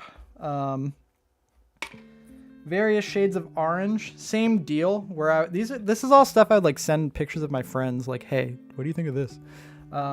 Various shades of orange. I didn't release an orange set for the first release, but this is probably what one will look like. Same thing, pigment loaded version. It's like metallic. It's cool, but it's just very easy if you're like trying to do a bunch at once. Sometimes you end up with less that I would want to sell. It's not quite an Excel sheet, notes in my phone. For certain things. Some of it I've been doing this for years, so like it's kind of intuitive, but certain ones where I'm like, this is one that I really like and I want to like not, I need to make sure that I can repeat it, then yeah, I throw a note in my phone. Sometimes I'll take photos of like what went into it. Here's like a less pigment load highlighter yellow. And again, cameras don't really pick that up too well. Pretty close to what ended up being the final. All of these are a mystery one that I don't know if I will reveal why they look like this. Because I'm hoping this idea will work in the future. It did not work for this example. If you guess it, then whatever, but you might not. These, yeah, like, why do they look like this? I don't know. I mean, I do know, but you don't know. So there's a bunch of those. Another orange going in the cup. This blue is cool. I ended up doing something pretty similar. The ones that made it to the site are a little lighter. Because when you install this one, it's a little dark against the back Steam Deck. one lucky person today got a frog green D-pad, and it was just a one-off that I had. And here's 2 more, slightly different variants. You can tell, like, this is part of the, like, experiment process here. One's lighter, one's a little darker. Different style. This is, like, monsoony versus this. And again, you can't tell. You can tell there. And I think one of these, like, I'm looking on the sides. Some of these were, like, my molds were starting to break down, so I wouldn't want to release them to the public. I cannot confirm or deny what Ben just said. That's all I gotta say. A purple. Whatever. This was in my quest to get red. Again, if you were here earlier, red is difficult. A lot of times it turns out looking pinkish. There it is on my hand. In the camera, it kind of looks red. In person, it's a little pinkish. So it ended up in the cup. Just a hollow. Standard hollow. Another weird red experiment with Super Flake in it. Not bad. Not like, I don't know. I didn't end up making it public. I can't see. What is that emoji? Yeah. Yeah, so that's like red with Super Flake. I actually kind of like it. I never installed it, but you see in these top corners, there's bubbles. So did not make the cut. You know, because there was a couple one-offs that made the cut and they ended up on the site. This one didn't. Did you see, Steve, Baja Blast? They're making, they're testing in California Baja Blast Sorbet, and it's kind of cool. Here's a purple, again, pigment loaded. You can kind of tell. It's pretty light. Where this pigment stuff will shine is once I do some highly polished stuff. This one has a giant air bubble, like a giant air bubble. Look at that. You can kind of tell. Big ass air bubble. But I like this look. This was in my quest for making something before that convention for either Spawn Wave. Actually, I gave some to Beat 'em Ups too, if you guys are familiar with the Nintendo YouTube scene. And I think this might have went to him, actually. I actually like this. I might explore this more. On camera, it looks okay. In person, it's a mix of purple and blue, like hollow style, but it's muted because it's a matte finish button. And I actually like the way this looks. It kind of shifts when you... So I can see it from here with my eyes, but I don't know if it will pick it up. At certain angles, it will shift. You see, you can actually see it a little bit. It's a little too bright in here, but the color shifts. So that might be something I might explore a little more. In the car paint world, like back in the day, in the controllers and the car, if you've been around since the controller days, I painted my car a couple times to match a controller, and I used like color shifting stuff. But on a small surface area, it's harder to get the shift effect. But I like that. Maybe that. Hello, glow-in-the-dark rules. I had a set of glow-in-the-dark. Funny you ask, this is glow-in-the-dark. I had a set of glow-in-the-dark on my deck, my personal Steam Deck. I don't know, earlier on in the process, I would say. But I had it on for a while because like I told you guys earlier, I play mostly in bed because I'm doing this all day and, you know, running a business. So my time to do that stuff is usually in bed. And seeing the Steam and the home button and all that in the dark is awesome. And my glasses glow in the dark, so I like glow stuff. So yes, it's worth it. It's a little different. It's difficult because glow-in-the-dark pigment is heavy.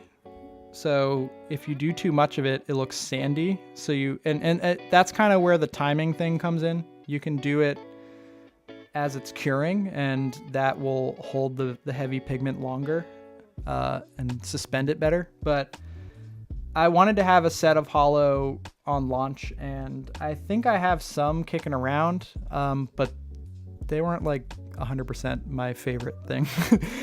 They weren't bad, to be honest, but I wish I could go show you, because you guys could be the judge. I look at this stuff all day, so it's easy for me to be like, I could do better, and then they end up in a cup like this. This was like when I was trying to figure out Tito's style deck verse. It's whatever. It's too clear, and mostly pink or purple. In the cup. Didn't make the cut. Another one that in theory would be cool did not turn out to be cool. This is actually, it looks silver flake, but it's actually a holographic flake that gets too muted because I didn't put enough in there. So it ended up in the cup. I don't remember. No, that doesn't glow. It's just pink. It's fine. This one in particular has a piece of dust or something in it. Like, this could have been... Oh, and there's an air bubble too. This one could have made the cut, but I'm not sending anyone one with a piece of dust in it. So it's in the cup. Standard holo. This has an air bubble in it, so it didn't make the cut. And sometimes it's like, this has an air bubble in it. No one will notice it. Like, if there's a tiny, tiny air bubble in the back of like a multicast thing, it could fly. But this particular, like, you can tell. So, cup. Some of those like end up, I just give them to friends or something. A lot of times I'll throw them out too. This one's lame, but it could be cool. I don't hate it. I have a Game Boy Pocket that looks like this, but it could be better. It's in the cup. I like this style as well. This is like a mauve, I guess, purple. I kind of like it. It's metallic-ish, brownish purple. Like, this is, out of all the cup ones, this one stands out to me. And there's my cup tour. Translucent without holo, like pure clear. I could do that pretty easily, but I didn't make any, actually. I didn't like think of it because it was like, it could be fine. Hell yeah, Ben. Thank you for uncovering all of the secrets of future drops like this. And yeah, thank you for grabbing Party Black. I appreciate you hanging, and honestly, that's what I have on my personal Steam Deck, and I've had for a while, so I'm pretty stoked on there. Yeah, we'll match until I come up with something random. Super Gloss for sure will bring out a lot of ideas. This is like, speaking of Super Gloss, the very last one, it still has polish on it. This is a rough, very, very rough polish job on a D-pad. You can see it's got some gloss. This also is an example of when resin doesn't cure right. In this particular case, it looks kind of neat. It's got some depth and whatever, but it's not, you can tell it's not super gloss by any means. Polishing's tough because it's a very small surface area. So that's, with that comes time, and I feel like lately, or in general, time is rare. So yeah, super gloss is hard. It will come at some point. It's not coming right away, and I can't blame Sean. He's got that Verge job. But yeah, that's my cup of miscellaneous. I don't know where that cup is of glow in the dark. Not perfect glow in the dark. I think I'm looking to my left because that's where I have like random cups. I also have this, a giant Steam Deck button. Look at that. It has these frog things because I wore it to the convention on a necklace.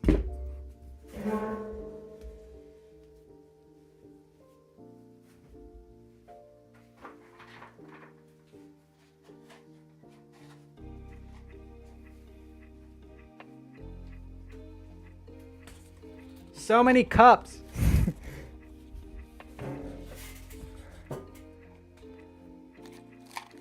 That would be very cool, but very difficult because the lettering is super tiny. And actually the lettering on a lot of them, like the lettering on the button area, the Steam and the menu button or whatever, that sticks out. But even that's really tiny. So that would be tough. It'd be awesome, but it'd be tough. And that's kind of what I ran into with keycaps too. I used to be like, man, keycaps, it's like such a small surface area. Little did I know I would go to an even smaller surface area. These are not good. These did not make the cut for Tito because they're too thick. You know, sometimes the molds don't fit together well and then they end up in a cup and sometimes in the trash. Trying to look here to see if there's any. So these are the scraps from Deckverse, and this is multiple casts, different shades, that kind of thing. Some are lighter, some are darker. These did not make the cut. So remember earlier I told you have to mix two different things and wait till it cures, and then there's the white in the back. So all of these are like different levels of time, and they didn't make the cut. And actually, his sets in particular, here's another cup. So yeah, they were a little rough to do, but I do want to try to release some of these to the world. This one's pretty cool. It's a different shade.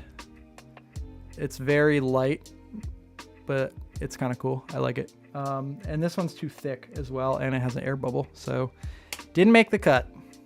Party Purple, I don't know why that's in this cup, but I'm gonna keep it in the cup. I forget who I made these for. These, I don't remember why they didn't make the cut. I think there was an issue with the D-pad. This was for someone. Oh, Fan the Deck. And some of them, yeah, these are like an alt color for him that I did not end up sending. I actually kind of like them. They're like, I don't know, they're cool to me. I'll show you tweezers. Yeah, I don't know. Like you got, you know, the public sees what's on the website, and you guys on the stream get to see all of, so picture all of these things I'm showing you, but over the course of however long it takes to mix it, which mixing's not the end of the world, measuring whatever. And then there's throwing it in a pressure pot, which is, depending on what I use, it's either an hour up to 6 hours. Hollow ones take 6 hours to cure. And then, yeah, I don't know. So like I'm showing you these cups of stuff, but like all of this is like probably weeks and weeks of, you know, messing around. And another reason, this is actually a good point that I'm looking at these. Another reason why they're hard to do in batches, this style, is like, for example, oh cool, the three dots like came out okay. Here's a menu button that's just one color, and then like the other color is in the back. So like fighting time here, you know, like I could come up with at the end of the day, a Y button with a single dot, you know, so that doesn't count as a whole set. Whereas like if I had something that's not a bunch of things and you're fighting time, and so that's why this style will probably be relatively limited drops. And I'll, you know, if you're on the email list, you're set for being notified, etc. But hopefully, I mean, it'd be cool if some of you guys end up ripping your decks apart multiple times. Like, whoa, this is awesome. This is awesome. That's how I feel with mine. I come up with something and I'm like, oh, I gotta put this in and use it for a while. But yeah, I like this color scheme. I don't really know what I was thinking when I made them. Like, I forget if I was trying to color match something he posted or what, but it didn't make the cut. And these D-pads, these have an issue where they were in an old mold and I didn't catch it. So even the standalone D-pads that don't have this one has some air bubbles too, but they did not end up on the site because of that. So yeah, I don't know. I need to purge some of these and just get rid of them because I have so many in the casting area, cups just cluttering. Because it's like, oh, this, you know, I need to like, maybe I'll take inspiration from this and build it into something better. But at the end of the day, it sits in a cup, and then I have too many cups, and then the work area is a mess. So yeah, that's my cup tour. I don't know if I have anything else to show you guys. Oh, I never showed you this from the stream. Let me get the cups out of the way and throw a battery in the other camera. Battery. Maybe one day I'll buy a power cable for the top-down camera. Again, hold on, getting some stuff out of the way. Man, everyone's gonna know the copper D-pad's live, or in the works. All right. I'm trying to stay relatively organized here. Oh, and I didn't follow my lead by putting these in the case that they come in. Yeah, again, important. Don't throw out the plastic packaging. Keep it in a drawer with your stock buttons.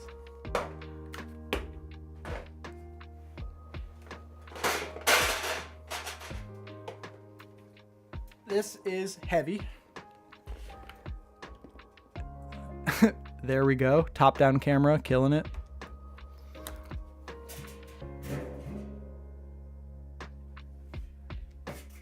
Maybe if I plug it, unplug it, and plug it back in.